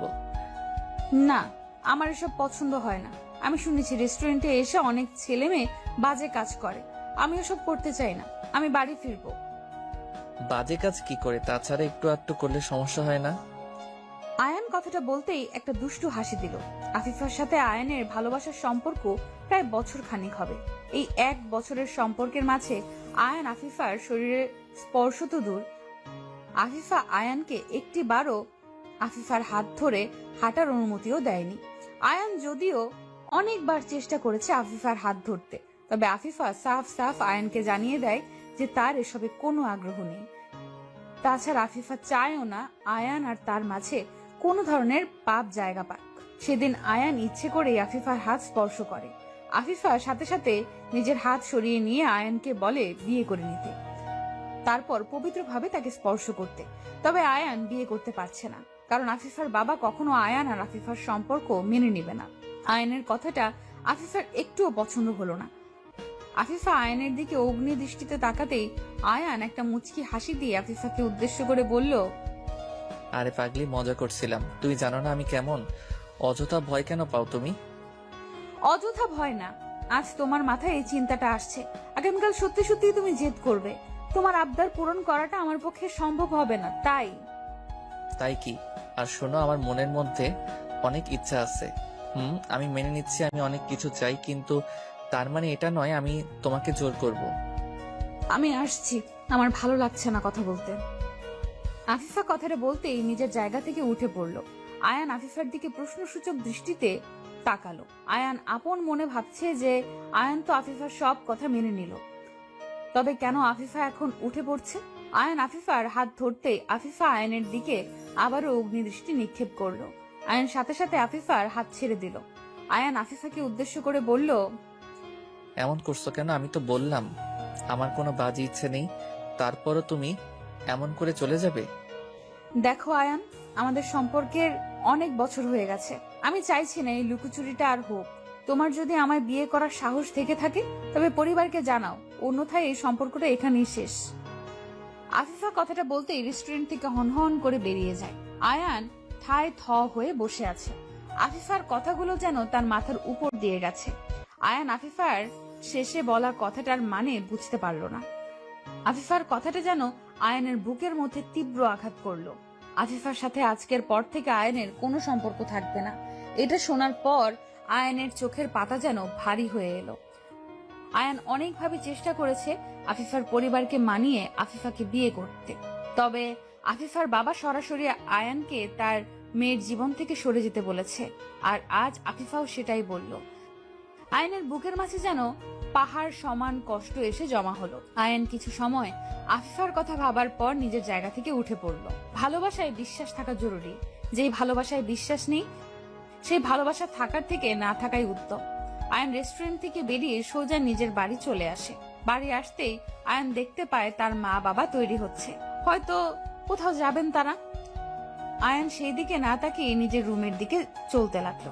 আয়ানকে চলে যেতে দেখে তার মা পেছন থেকে আয়ানকে উদ্দেশ্য করে বলল, কিরে, কোথায় ছিলি সারাদিন? তোকে ফোন করেও পাওয়া যায় না আজকাল। না মা, আসলে একটু বাইরে ছিলাম, তাই আর কি। আচ্ছা শোন, আমি আর তোর বাবা মিলে একটা মেয়েকে দেখতে যাচ্ছি, তুই বাড়িতেই থাকিস, ঠিক আছে? একটা মেয়েকে দেখতে যাচ্ছ মানে? কোন মেয়েকে দেখতে যাচ্ছ? আরে তোকে তো বলা হয়নি, তোর বাবার বন্ধুর মেয়েকে দেখতে যাচ্ছি। মেয়েটা মাশাআল্লাহ অনেক ভালো আর দেখতেও সুন্দরী, তোর ভীষণ পছন্দ হবে। বাহ, আমায় না জানিয়ে তোমরা আমার জন্য মেয়ে দেখতে যাচ্ছ? ভালো মতো ব্যাপারটা শোনো মা, আমি এখন বিয়ে করতে পারবো না, আমার সমস্যা আছে। তোর কোনো কথাই আমি শুনবো না। সে 2 বছর ধরে বলছিস, আজ না পরে পরে। আমাদেরও তো ইচ্ছে করে নাতি নাতনি নিয়ে খেলা করার। দেখো, আমি আমার কথা বলে দিয়েছি, আমি এখন বিয়ে করতে পারবো না, এটাই হচ্ছে ফাইনাল। আয়ান কথাটা শেষ করতেই হনহন করে নিজের রুমে চলে যায়। আয়ানের কথা শুনে তার বাবা মায়ের মুখ শুকিয়ে যায়। তারা অনেক আশা নিয়েছিল যে আয়ানের জন্য তাদের পছন্দ করা মেয়েকে আনবে, কিন্তু আয়ান তো সরাসরি না করে দিল। তাছাড়া আয়ানের বাবা মায়ের পছন্দ করা মেয়েটা দেখতেও বেশ সুন্দরী, তাই আয়ানের পছন্দ তার বলার অপেক্ষায় রাখে না। কিন্তু আয়ান তাদের সব আশাকে এক ঝটকায় শেষ করে দিল। আয়ান নিজের রুমে এসে মন খারাপ করে বসে আছে। কোনো কিছুতেই মন লাগছে না তার। মুখের মধ্যে তীব্র ব্যথা করছে আয়ানের। আফিফার কথা ভীষণ করে মনে পড়ছে তার। আয়ান কিছু সময় বিছানায় বসে থাকতে হঠাৎ করে আয়ানের ফোনে কল চলে এলো। আয়ান বেশ দ্রুত নিজের ফোনটা বের করতে চেষ্টা করলো। আয়ান ভাবছে হয়তো আফিফা কল করেছে। আয়ান পকেট থেকে ফোনটা বের করে হাতে নিতেই ফোনের স্ক্রিনে তাকায়। ফোনের স্ক্রিনে তাকাতে আয়ানের ঠোঁটের উপর থেকে হাসির ঝলকটা উধাও হয়ে যায়। আয়ান যা ভেবেছে তেমন কিছু না। আয়ানের ফোনে কল এসেছে, তবে সেটা আফিফা করেনি, আয়ানের এক বন্ধু করেছে। আয়ান কলটা পিক করতেই ওপার থেকে রনি আয়ানকে উদ্দেশ্য করে বলল, কিরে মামা, সারাদিন কোথায় থাকিস তুই? তোকে কল করেও পাওয়া যায় না। কোথায় আবার? বাড়িতেই থাকি। আসলে আমি একটু বিজি থাকি, তাই কলটা পিক করতে পারিনি। কেন কল করেছিস? কিছু বলবি নাকি? এটা আবার কেমন ধরনের কথা আয়ান? আমি তোকে কোনো প্রয়োজন ছাড়া কল করতে পারি না বুঝি? না, তো পারিস, তবে কোনো প্রয়োজন আছে বলেই তো এত কল করেছিস। প্রয়োজন বলতে তোর খোঁজ নিতেই কল করেছিলাম আর কি। আচ্ছা যাক, বাদ দে। আচ্ছা মামা, আফিফার কি খবর? কথা হয় তোর সাথে? আর কথা, যাকে নিজের জীবনের থেকেও বেশি ভালোবাসি সে আমায় বিশ্বাস করতে পারছে না, আমি অবিশ্বাস করে চলে গেছে। চলে গেছে মানে? কোথায় গেছে? তোদের এতদিনের সম্পর্ক শেষ কিভাবে করে দিতে পারলো? শেষ করে দেয়নি তো, এমন এক শর্ত দিয়েছে যেটা পূরণ করতে পারলে তার সাথে আমার সম্পর্ক থাকবে, আর না হয় থাকবে না। বলিস কি? ভালোবাসায় কি আবার কোনো শর্ত থাকে নাকি? ভালোবাসায় তো শুধুমাত্র ভালোবাসাই থাকে। আমিও তো তাই ভাবতাম, হয়তো আমার ভাবনা ভুল ছিল, তাই তো ছেড়ে চলে গেছে। আচ্ছা মামা, আমার একটু পরিষ্কার করে বলতো কি হয়েছে আসল ঘটনা? আমি তো মানে তোর কথার কিছুই বুঝতে পারছি না। আয়ান রনিকে সবকিছু খুলে বলল। রনি আফিফার কথাগুলো শুনে চমকে যায়। ভালোবাসার মানুষের সাথে কেউ এমন ব্যবহার কি করে করতে পারে, সেটাই ভাবছে রনি। রনি আরো কিছু সময় আয়ানের সাথে কথা বলে কল কেটে দিল। আয়ান কল কেটে দিয়ে নিজের রুমে বসে থাকলো। সকালবেলা আয়ান ঘুম থেকে উঠে ফ্রেশ হয়ে নিল। আয়ান ফ্রেশ হয়ে এসে নাস্তা করতেই আয়ানের ফোনে কল চলে এলো। আয়ান ফোনটা হাতে নিতেই দেখলো আফিফা কল করেছে। আয়ান আফিফার কল পেতে এই কলটা কেটে দিল। আয়নের ইচ্ছে নেই আফিফার সাথে কথা বলার, কারণ আফিফার যদি তাকে সত্যিই ভালোবাসতো তবে আয়নকে সে বিশ্বাস করত। আয়নকে আফিফা বিশ্বাস করে না, আর বিশ্বাস ছাড়া কোনো সম্পর্ক টিকতে পারে না। আয়ন কলটা কেটে দিতেই আফিফা বারবার আয়নকে কল করতে থাকলো। আয়ন শেষে বাধ্য হয়ে কলটা পিক করলো। আয়ন কলটা পিক করতে ওপার থেকে আফিফা আয়নকে উদ্দেশ্য করে কান্না ভেজা কণ্ঠে বলল, আয়ান প্লিজ আমার কথা শোনো, প্লিজ কলটা কেটে দিও না প্লিজ। বলো কি কথা বলবে। আয়ান, বাবা আমার জন্য বিয়ে ঠিক করেছে, আগামীকাল আমার বিয়ে। আমি কি করব বুঝতে পারছি না কিছু, প্লিজ একটা উপায় বের করো। আমি কি উপায় বের করব? তোমার বিয়ে হয়ে যাচ্ছে তো হয়ে যাক, সমস্যা নেই কোনো। আয়ান এইসব কি বলছো তুমি? মাথা ঠিক আছে তোমার? আমি তোমায় ভালোবাসি, তোমায় ভালোবেসে অন্য কাউকে আমি কেমন করে বিয়ে করব? যেমন করে আমায় ছেড়ে যেতে চাইছো ঠিক অমন ভাবে বিয়ে করবে। আমায় আর বিরক্ত করো না, রাখছি। আয়ান এটাই কি তোমার শেষ কথা? এটাই আমার শেষ কথা। যদি এটাই তোমার শেষ কথা হয়ে থাকে তো আমারও শেষ কথা শুনে রাখো। আমি যদি তোমায় আপন করে না পাই তবে এই জীবন আমি রাখবো না। কারোর জন্য কেউ মরে যায় না আফিফা, এটা নিছক মিছে কথা। সবাই বেঁচে থাকে। সবার কথা তো বলতে পারছি না, তবে আমার নিজের কথা বলতে পারছি। সুখবরটা খুব শীঘ্রই পাবে আশা করি। আফিফা কথাটা বলতেই কলটা কেটে দিল। আয়ান আর দ্বিতীয়বার কল করলো না, কারণ আয়ান ভাবছে হয়তো আফিফা মজা করছে তার সাথে। আজ অব্দি সবাই বলে প্রিয়জনের জন্য জীবন দিয়ে দিতে পারে, মরে যেতে পারে, তবে সেটা শুধুমাত্র কথার কথা থাকে, সত্যিটা ভিন্ন হয়ে থাকে। আর আয়ান আর কি বা করবে? আফিফার বাবা মাকে অনেকবার সে বোঝাতে চেয়েছে, কিন্তু তারা আয়ানের কোনো কথাই শোনেনি, বরং অপমান করেছে আয়ানকে। আয়ান তবু আফিফাকে নিয়ে বাঁচতে চেয়েছে, কিন্তু আফিফার তো চিন্তা অন্য কিছুই ছিল। আয়ান নিজের মতো করে বিছানায় বসে আছে, আফিফার বিয়ে অন্য কারোর সাথে হয়ে যাবে। এই কথাটা ভাবতেই আয়ানের কলিজাটা কেঁপে উঠছে। নিজের ভালোবাসার মানুষটিকে অন্যের সাথে সহ্য করতে পারবে না আয়ান। আয়ান আফিফার কথা ভাবতে লাগলো আপন মনে। কিছু সময় আফিফার কথা ভাবতেই আয়ানের রুমে চলে আসে তার মা। আয়ানের মা এসে আয়ানকে উদ্দেশ্য করে শান্ত কণ্ঠে বলল, আয়ান, আমার তোর সাথে কিছু কথা ছিল, তুই কি এখন ফ্রি আছিস? মা বলো কি কথা বলবে। আমায় সত্যি করে বল, তোর কি কোনো পছন্দ করা মেয়ে আছে? যদি থাকে তো বল, আমরা মেয়ের বাবা মায়ের সাথে কথা বলে সব ঠিক করে নিই। মা, আমার কাকে পছন্দ আর কাকে চাই সেসব তো তোমরা জানো। আমি আফিফাকে ভালোবাসি, ওকে ছাড়া অন্য কাউকে বিয়ে করা আমার পক্ষে সম্ভব নয়। আফিফা, ওই মেয়ের কথা তুই এখনো মনে রেখেছিস? তুই কি ভুলে গেছিস ওর বাবা আমাদের কেমন করে অপমান করেছে, কেমন করে আমাদের ছোট করেছে? আমি কিছু ভুলে যাইনি, তবে আফিফা তো কিছু করেনি, ভুল ওর বাবা করেছে। আফিফার কোনো ভুল ছিল না মা। আফিফার পক্ষে কথা বলা বন্ধ করে দে। ওই মেয়ে ওর বাবার মতো। যদি ওই মেয়ে তোকে সত্যি ভালোবাসতো তবে তোর কাছে ছুটে চলে আসতো, বাবা মায়ের জন্য অপেক্ষা করতো না। আমার কাছে যেমন তোমরা গুরুত্বপূর্ণ, ঠিক তেমনি ওর কাছে ওর বাবা মা গুরুত্বপূর্ণ, তাই ও কোনো সিদ্ধান্ত নিতে পারছে না। তুই যত যাই বলিস, আমরা আর গায়ে পড়ে অপমানিত হতে পারবো না বাপু। ওই মেয়েকে নিয়ে আমাদের মনে আর কোনো ইচ্ছে নেই। আয়নের মা কথাটা বলতেই চলে যায় আয়নের রুম থেকে। আয়ন আগে থেকেই জানতো তার মা এই সম্পর্কে কোনো বিশেষ আগ্রহ দেখাবে না, কারণ আফিফার বাবা যেভাবে তাদের অপমান করেছে তারপর আর আফিফাকে নিয়ে কোনো ভাবনা থাকা অন্তত তাদের পক্ষে সম্ভব নয়। আয়নের রুম থেকে তার মা চলে যেতেই আয়ন একটা দীর্ঘশ্বাস ফেলে আফিফার ভাবনায় মগ্ন হয়ে পড়ল। আফিফার কথা ভাবতে ভাবতে কখন যে আয়নের চোখের পাতা এক হয়ে গেছে তা সে জানে না। পরদিন সকালে আয়নের ফোনে একটা অপরিচিত নাম্বার থেকে কল এলো। আয়ন ফোনটা পিক করতেই চমকে উঠলো আয়ন। আয়নের চমকে ওঠার কারণ ফোনের ওপারে ছিল আফিফার বাবা। আফিফার বাবার কল পেয়ে আয়ন খানিকটা অবাক হয়ে যায়। আয়ন ফোনটা পিক করতে আফিফার বাবা আয়নকে উদ্দেশ্য করে বলতে লাগলো, আয়ান, কোথায় আছো তুমি? বাসায় আছি মা। কিন্তু কেন আঙ্কেল, কি হয়েছে? আফিফা হাসপাতালে ভর্তি আছে, তাকে দেখতে চাইছে একটু। যদি তুমি একটু আসতে তবে। আফিফার বাবা সম্পূর্ণ কথাটা বলতে পারলো না। পুরো কথাটা বলার আগেই উনি কান্না করতে লাগলেন।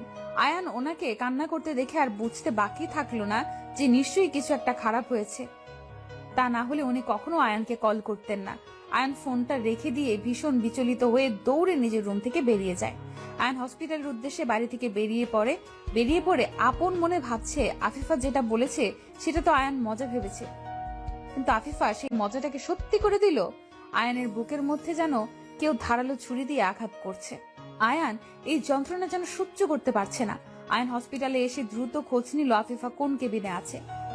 অতঃপর আফিফার কেবিনে চলে আসে সে। আফিফা বিষ খেয়ে নিয়েছে, যদিও সব বিষ বের করা হয়েছে, তবে আফিফার অবস্থা মোটেও ভালো নয়। আয়ান আফিফার কেবিনে এসে আফিফার পাশে বসলো। আফিফার হাত ধরতে আফিফা আয়ানের দিকে তাকালো। আয়ান আফিফাকে উদ্দেশ্য করে মলিন কণ্ঠে বলল, কি দরকার ছিল এসব পাগলামি করার? যদি আজ খারাপ কিছু হয়ে যেত তখন কি হতো? কি নিয়ে বাঁচতাম আমি? কেন? তুমি তো বলেই দিয়েছো আমার যাই হোক তাতে তোমার কিচ্ছু না, তাহলে আমি কিসের আশায় বেঁচে থাকবো? আমি তোমার ছাড়া বেঁচে থাকতে পারবো না, তাই নিজেকে শেষ করে দিচ্ছি। আফিফার কথা শেষ হতে আয়ান আফিফাকে শক্ত করে নিজের বুকের সাথে মিশিয়ে জড়িয়ে ধরলো।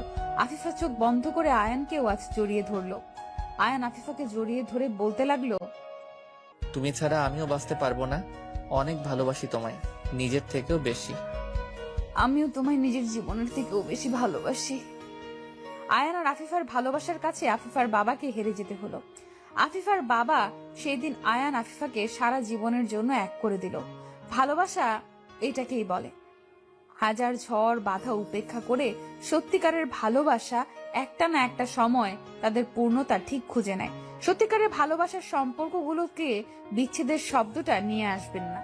আচ্ছা, তোমার পছন্দের জিনিসটা কেটে ফেলার সময় তোমার কেমন লেগেছে? ওসব জেনে তুমি কি করবে? আমার শরীরের অংশ ওটা, শোক লাগবে নাকি? কি করব আবার? এমনি জানতে চাইছি, বলো না। হ্যাঁ, ভীষণ কষ্ট লেগেছিল, আমি কান্না করেছিলাম অনেক। আহ, পাগল ছেলে, কাঁদার কি আছে? ওটাই তো আসল সুখ। তখন কি আর সেই শোক বুঝতাম? তখন ভাবতাম যে ব্যথা করছে, তাই কান্না করে ফেলেছি। বলো কি, কেটে গেছে ওটা? আর ব্যথা কি না লেগেছে তোমার? আচ্ছা, এটা কি মনের ব্যথা নাকি? আর ওই গাধি, মনের ব্যথা হবে কেন? এটা তো আমার শরীরের অংশ, তাই ব্যথা লেগেছে। আহাদের বারবার নিজের শরীরের অংশ বলায় নিধি খানিকটা অবাক হয়ে যায়। নিধি কোরবানির পশুর কথা বলছে আহাদকে।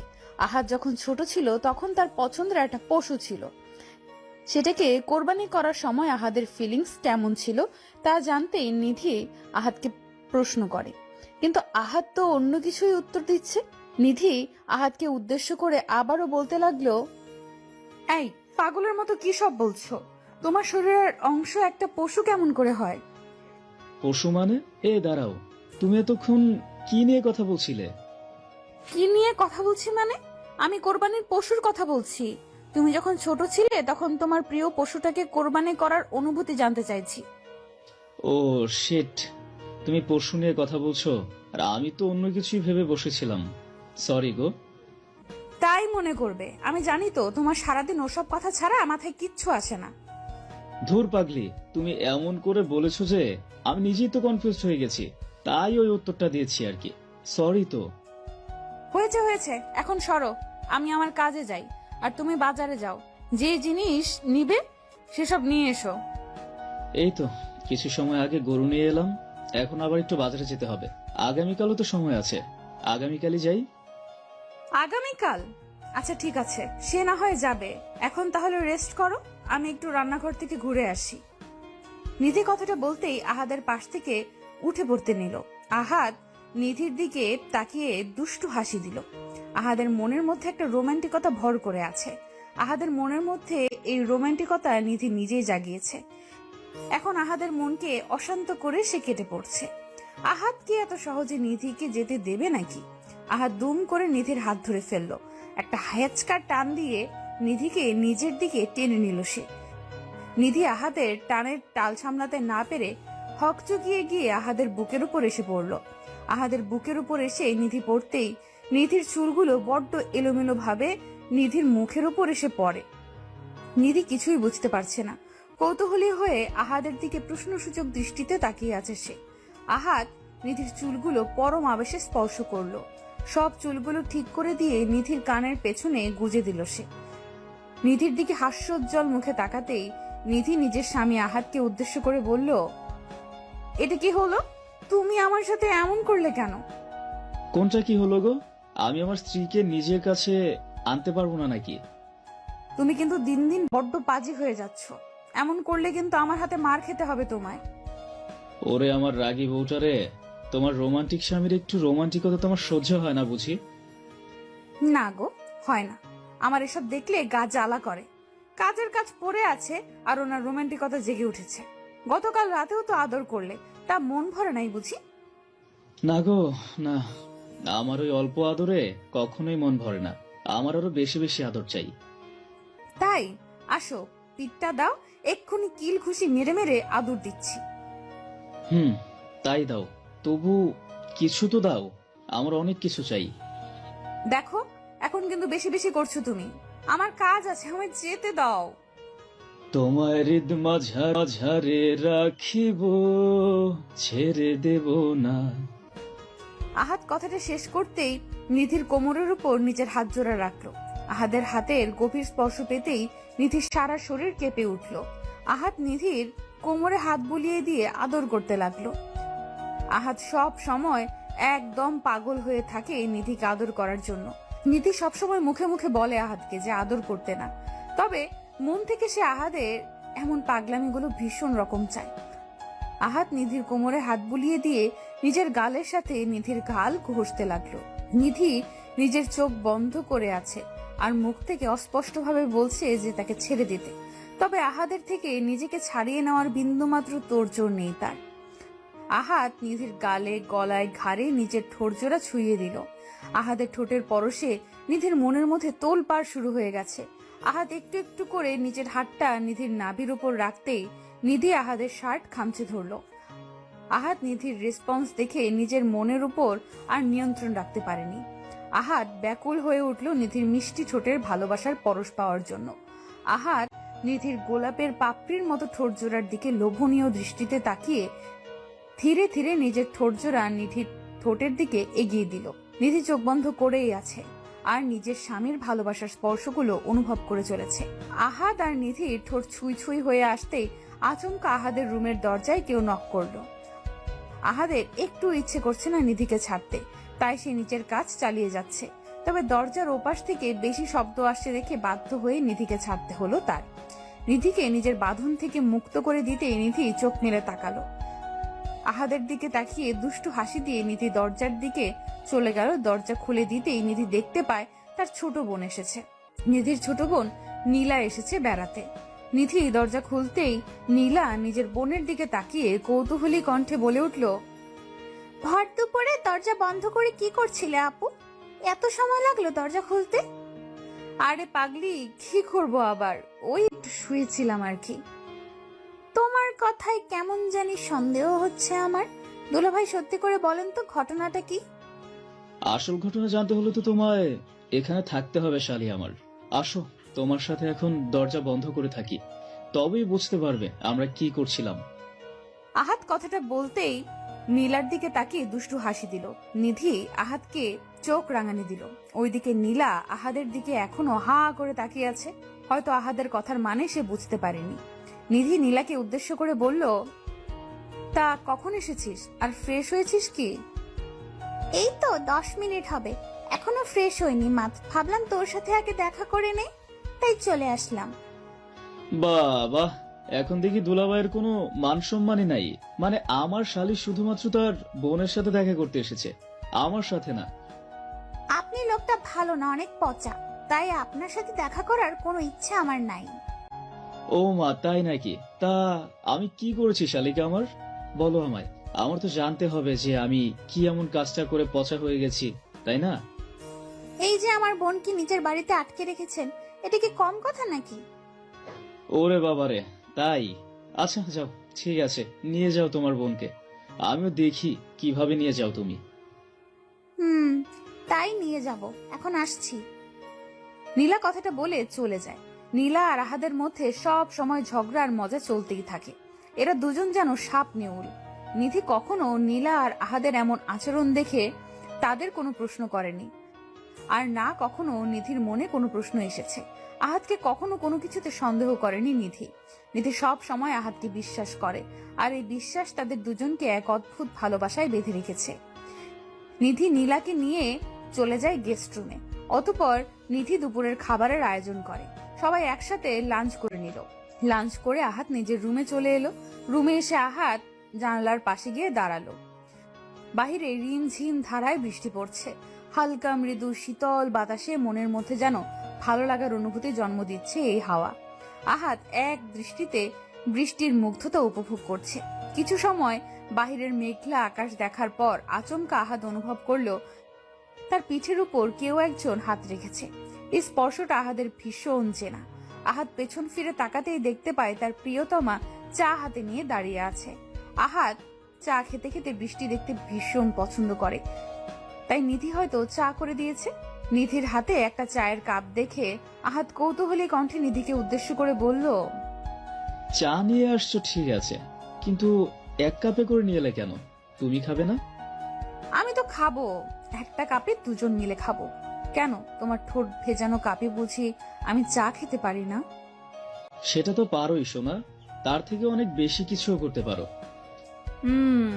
এখন আমায় বলো, মেঘলা আকাশের পানে এক দৃষ্টিতে তাকিয়ে কি ভাবছিলে তুমি? কি আর ভাববো, একজন বিশেষ মানুষের কথা ভাবছিলাম।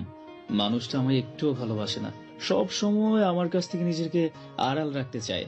আমার পাশে তো আছে, কিন্তু খুব বেশি পাশে নেই। তাই নাকি? আচ্ছা বলেন জনাব, আপনার কত কাছে আসলে মনে হবে যে আমি আপনার পাশে আছি? এতটা পাশে চাই যেন তোমার নিঃশ্বাসের শব্দ আমার কানে এসে পৌঁছায়। আমার হৃদয়ের প্রতিটি শব্দ যেন তোমার হৃদয়কে স্পর্শ করে। আহাত কথাটা শেষ করার পূর্বেই নিধি চায়ের কাপটা আহাদের হাতে ধরিয়ে দিয়ে আহাতকে শক্ত করে জড়িয়ে ধরলো। আহাত নিধির এমন আলিঙ্গনে নিজেকে আরো গভীর ভাবে প্রকাশ করলো নিজের প্রিয়তমার কাছে। আহাত নিধিকে নিজের বুকে জড়িয়ে নিয়ে নিধির কপালে নিজের ঠোঁটজোড়া ছুঁয়ে দিয়ে দুজন বৃষ্টি দেখতে লাগলো আর গল্প করতে লাগলো। আহাত আলতো করে নিজের ঠোঁটজোড়া কাপে ছুঁয়ে দিয়ে চা পান করছে, আর সেই জায়গায় নিধি নিজের ঠোঁট রেখে আহাদের থেকে চা পান করছে। পরিবেশটা যেমন রোমান্টিক, ঠিক তেমন তাদের দুজনের মনের অনুভূতি। আহাত চাটা শেষ করে নিয়ে নিধির দিকে তাকালো। নিধির ঠোঁটজোড়া গোলাপি রং থেকে যেন লাল হয়ে উঠেছে। আহাত ওই রক্তিম কৃষ্ণচূড়া ফুলের পাপড়ির মতো ঠোঁটজোড়ায় আলতো করে নিজের হাত ছুঁয়ে দিল। নিধি চোখ বন্ধ করে অনুভব করছে তার ভালোবাসার মানুষটির ছোঁয়া। আহাত আলতো করে নিধির ঠোঁট স্পর্শ করে দুম করে নিধির কোমর ধরে ফেলল। নিধিকে স্লাইড করে আহাত নিজের কোলে তুলে নিল। আহাদের কোলে চড়তে নিধির ভীষণ ভালো লাগে।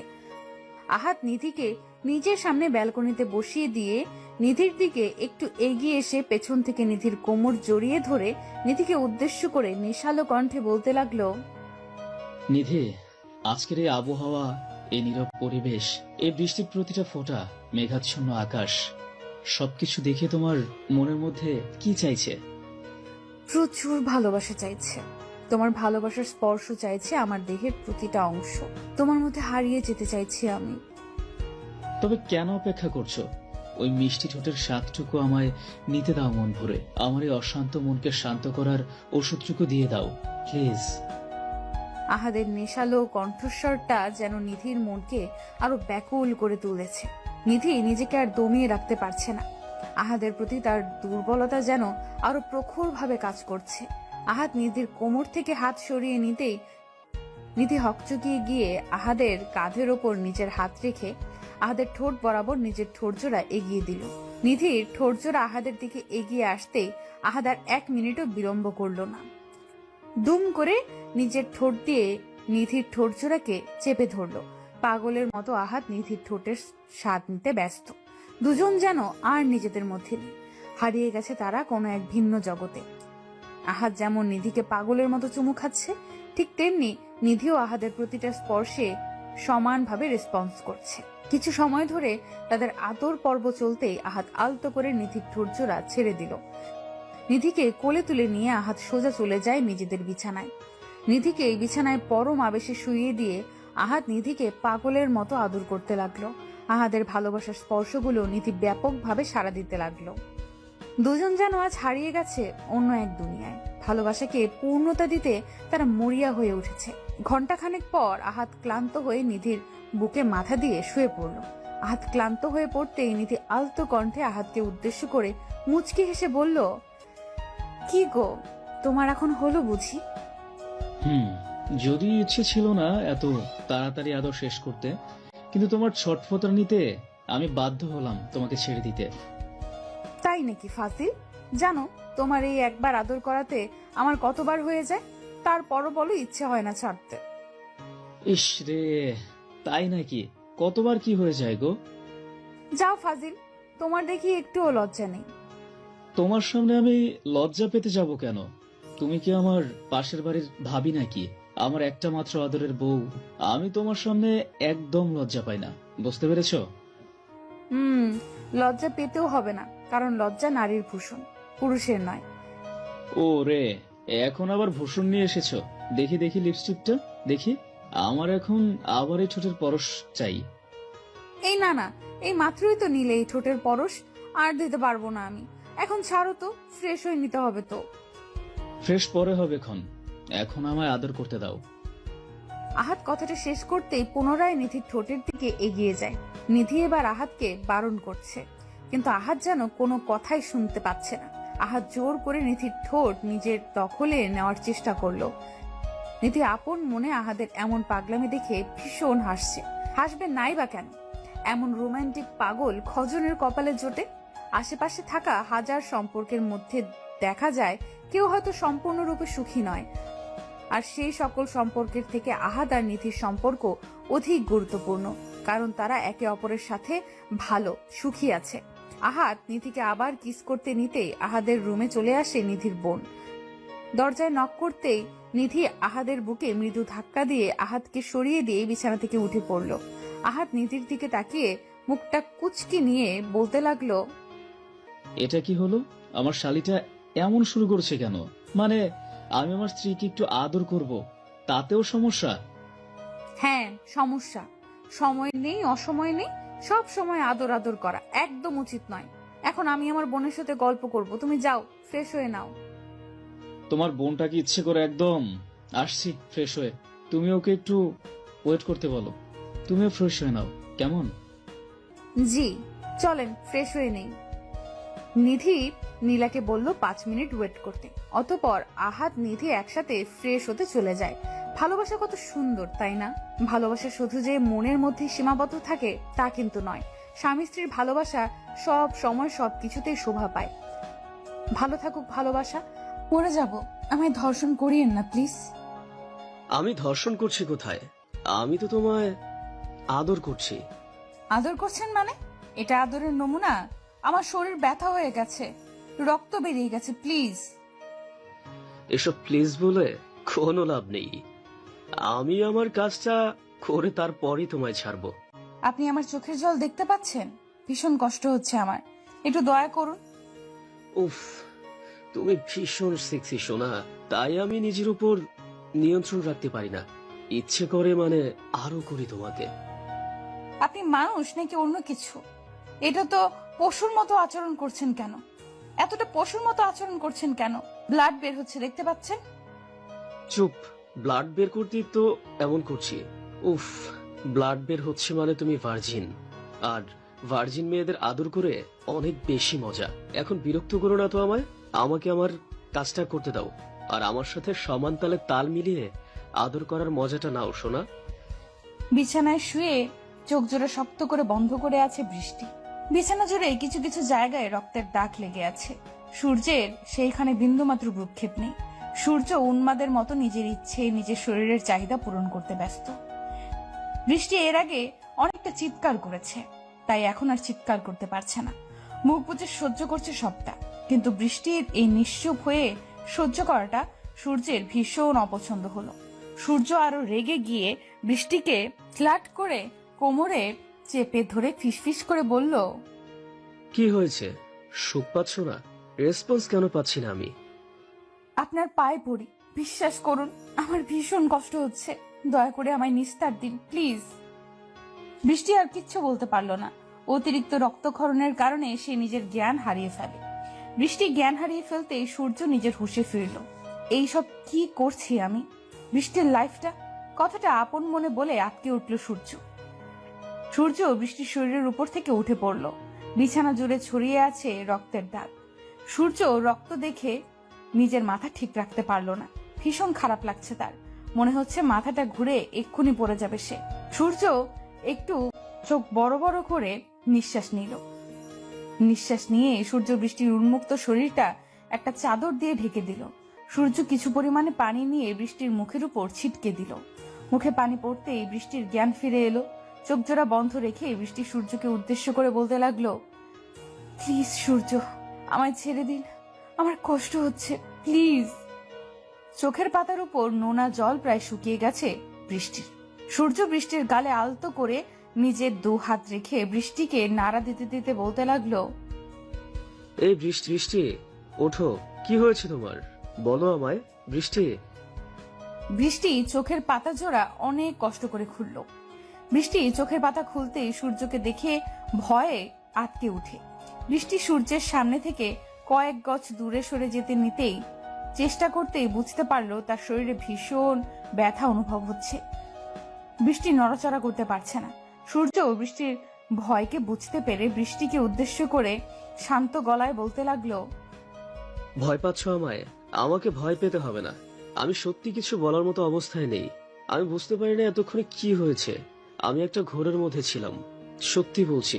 আমাকে ক্ষমা করে দাও তুমি। সূর্য, আমাকে একটু হসপিটালে নিয়ে যাবেন? প্রচন্ড ব্যথা করছে আমার, আর ব্লিডিং হচ্ছে খুব। বৃষ্টির কথাটা যেন সূর্যের মনের মধ্যে বিঁধে গেছে।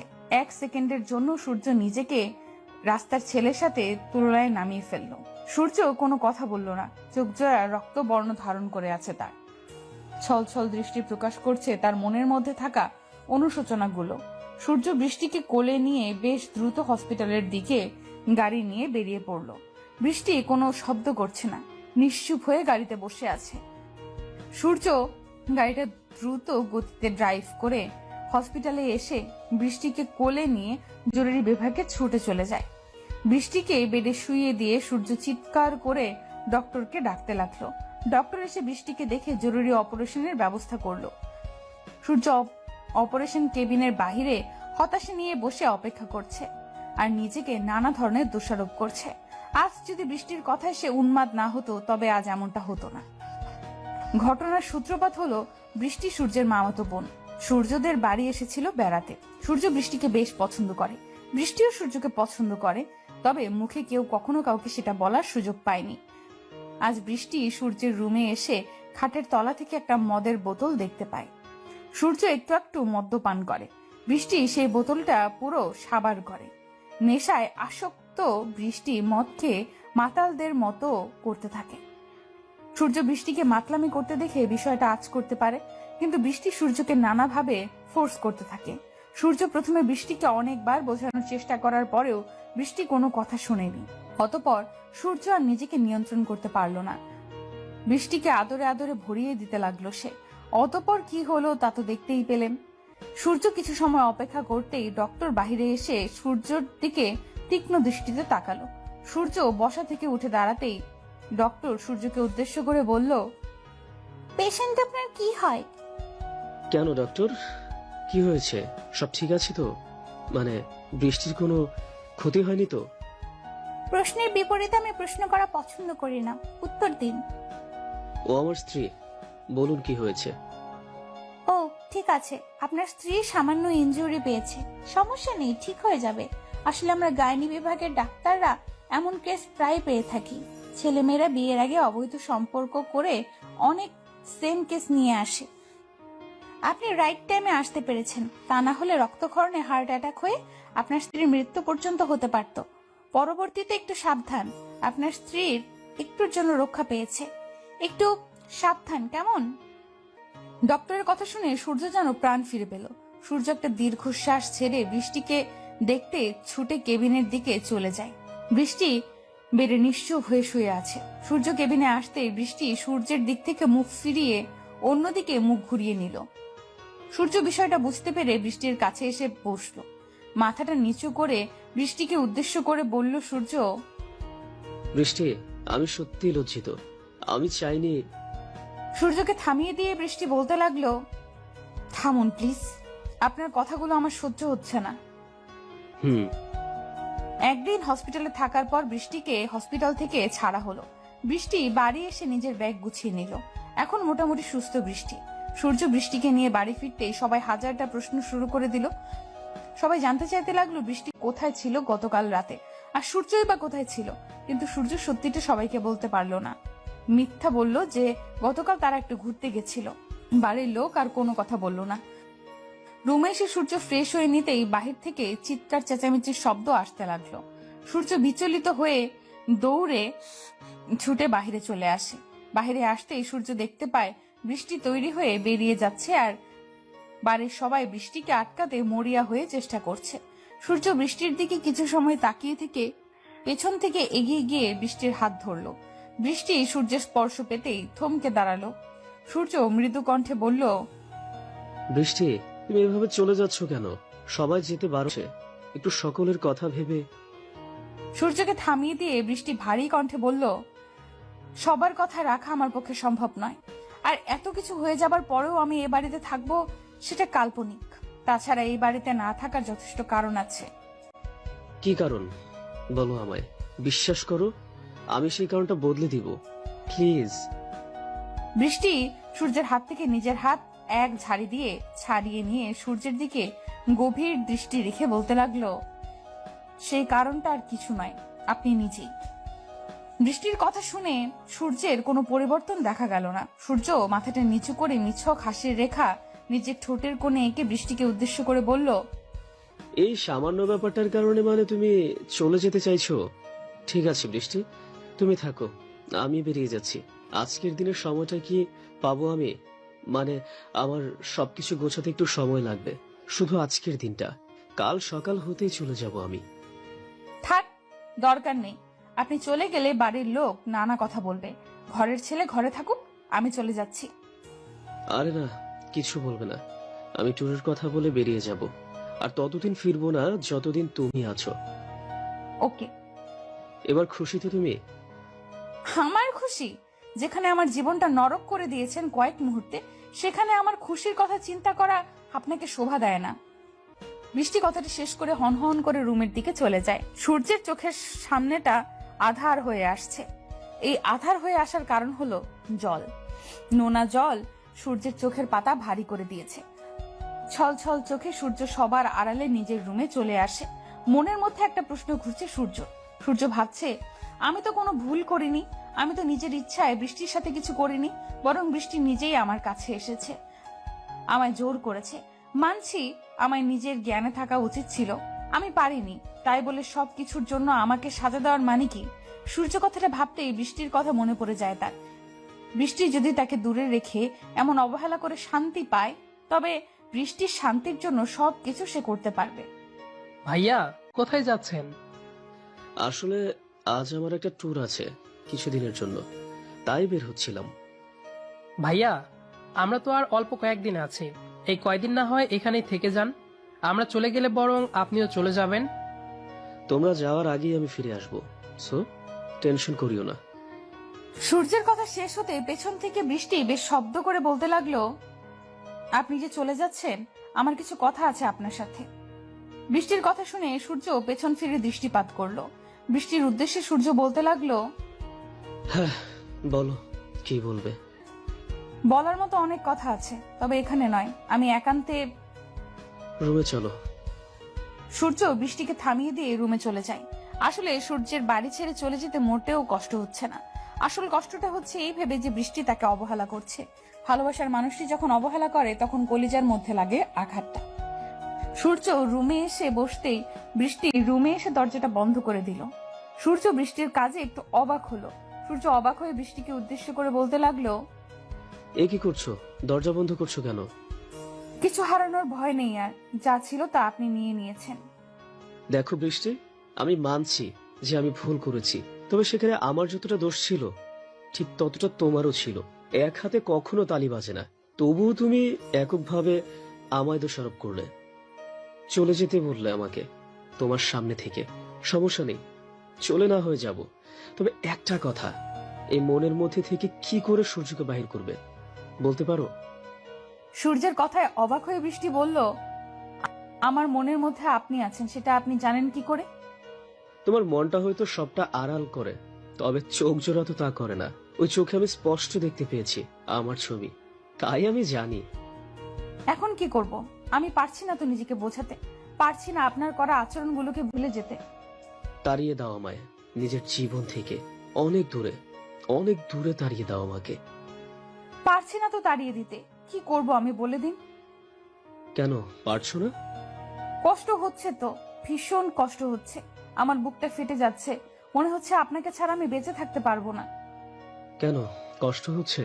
আমাকে তুমি ভালোবাসো না, তবে কেন কষ্ট হচ্ছে তোমার? ভালোবাসি তাই। আমি আপনাকে ভালোবাসি ভীষণ। কথাটা বলতেই বৃষ্টি লজ্জায় মাথা লুকিয়ে নিল। সূর্য মুচকি হাসি দিয়ে বৃষ্টির লজ্জা মাখা মুখটার দিকে গভীর দৃষ্টি রাখলো। অপরূপ সুন্দরী এক নারী তার সামনে দাঁড়িয়ে আছে, নিজেকে ইচ্ছা করলেও নিয়ন্ত্রণ করা দায়। এই সুন্দরীর মাঝে সারা জীবন ধরে ডুবে থাকলেও কম হবে। এই সুন্দরী তার গল্পের পরী, যাকে নিয়ে কয়েক কোটি গল্প লিখেছে সূর্য। সূর্য বৃষ্টির দিকে একটু এগিয়ে এসে বৃষ্টির থুতনিটা ধরে আলতো করে বৃষ্টির মুখটা তুলে দিল। বৃষ্টি ভীষণ লজ্জা পাচ্ছে। সূর্য বৃষ্টির চোখের দিকে তাকিয়ে মায়া ভরা কণ্ঠে বলতে লাগলো, লজ্জা নারীর ভূষণ, তবে তোমার এই লজ্জাটা আমার মনকে শান্ত করতে পারছে না, বরং আবার উন্মাদনা সৃষ্টি করে চলেছে এই বুকের মধ্যে। সারাটি জীবন তুমি এই বুকে থাকবে, পাগলের মতো করে ভালোবাসা দিবে আমাকে, আমাকে তোমার ভালোবাসায় ভরিয়ে দিবে। যতদিন বেঁচে আছি ততদিন এই মন প্রাণ শুধু আপনার। সূর্য, আমি আপনাকে নিজের থেকে অনেক বেশি ভালোবাসি, কখনো আমায় ছেড়ে যাবেন না, সত্যি মরে যাব। বৃষ্টি কথাটি শেষ করতেই সূর্য বৃষ্টিকে শক্ত করে জড়িয়ে ধরলো। বৃষ্টি পরম আবেশে সূর্যের বুকে মাথা রেখে শান্তি অনুভব করতে লাগলো। বৃষ্টি আর সূর্যের এই শান্তির আদান প্রদান বেশিক্ষণ স্থায়ী হলো না। দরজায় বেল শব্দ করে নক করা হলো। সূর্য বৃষ্টিকে ছেড়ে দিতেই বৃষ্টি দরজাটা খুলল। দরজা খুলে দিতেই সূর্যের মা বৃষ্টিকে উদ্দেশ্য করে বলল, বেশি সময় নেই, তোর বাবা মা আসছে। আমি সারা জীবনের জন্য তোকে আমার মেয়ে করে এখানেই রেখে দিব। আমার ছেলেকে পছন্দ হয়েছে তোর? পছন্দ হয়ে বলতে তেমন না, বেশ পছন্দ হয়েছে। বৃষ্টি কথাটা বলতেই দৌড়ে পালিয়ে যায়। সূর্যের মা বুঝতে পারে মেয়ে তার লজ্জা পেয়েছে। সূর্যের দিকে তার মা দৃষ্টি নিক্ষেপ করতেই দেখতে পায় সূর্য মুচকি মুচকি হাসছে। ছেলের মনের কথা সে আগেই আঁচ করতে পেরেছে। তাই বৃষ্টির বাবা মায়ের সাথে কথা বলে সবকিছু ব্যবস্থা করে নিয়েছেন উনি। অবশেষে তাদের দুজনের ভালোবাসা পূর্ণতা পেল। প্রত্যেকটি সম্পর্কে পবিত্রতা থাকা প্রয়োজন। ভালোবাসা নিজের পবিত্রতা রক্ষা করতে না পারলে সেটা আর ভালোবাসা থাকে না। তোর সাহস কি করে হয় আমায় ভালোবাসার কথা বলার? ভালোবাসার কথা বলতে কি সাহসের প্রয়োজন পড়ে? হ্যাঁ পরে। তুই নিজের জায়গাটা ভুলে গিয়েছিস। নিজের দিকে তাকিয়ে দেখেছিস কখনো? আমার আর তোর সাথে কি আদৌ যায়? এসব কি বলছো তুমি? আমার উপর কি রেগে আছো তুমি? প্লিজ আমায় বলো কেন রেগে? এই ওয়েট, তোর উপর আমি রাগ করতে যাব কেন? কি তুই? অনু, অনেক মজা হয়েছে, প্লিজ এমন করিও না। আমাদের 2 বছরের ভালোবাসার সম্পর্ক একটু তো বোঝার চেষ্টা করো প্লিজ। আমাদের মধ্যে কোনোদিন ভালোবাসা ছিল না। আমাদের মধ্যে ছিল শুধুমাত্র সময় নষ্ট। আমি মজা নিয়েছি আর তুই এনজয় করেছিস, ব্যাস। অনুর কথাগুলো শুনে অয়নের পায়ের তলা থেকে মনে হচ্ছে মাটি সরে গেছে। অনুর কথাগুলো বিশ্বাস করতে ও মানতে ভীষণ কষ্ট হচ্ছে অয়নের। দীর্ঘ 2টি বছরের ভালোবাসা মজা ছিল। অয়নের চোখের পাতা এক নিমেষেই ভারী হয়ে এলো। অয়ন যেন নিজের চোখের সামনে কিছুই দেখতে পাচ্ছে না। নিজের জীবনের থেকেও বেশি ভালোবাসে অনুকে সে। আজ সে অনু কিনা তাকে এমন করে ঠকাচ্ছে। অয়ন খানিক সময় নিশ্চুপ থাকার পর আবারও নির্লজ্জের মতো অনুর হাত ধরে অনুকে উদ্দেশ্য করে বলতে লাগলো, অনু, আমি জানি না তুমি কেন এমন করছো, কিন্তু বিশ্বাস করো তুমি ছাড়া শূন্য আমি। তোমাকে ছাড়া আমি বেঁচে থাকতে পারবো না, দয়া করো আমায় প্লিজ। রাস্তার ভিখারিকে আমি দয়া করি, তবে তোকে দয়া করতে পারছি না, সরি। অনু, এমন করে বলিও না, আমার বুকটা ফেটে যাবে প্লিজ। এই হাত ছাড়।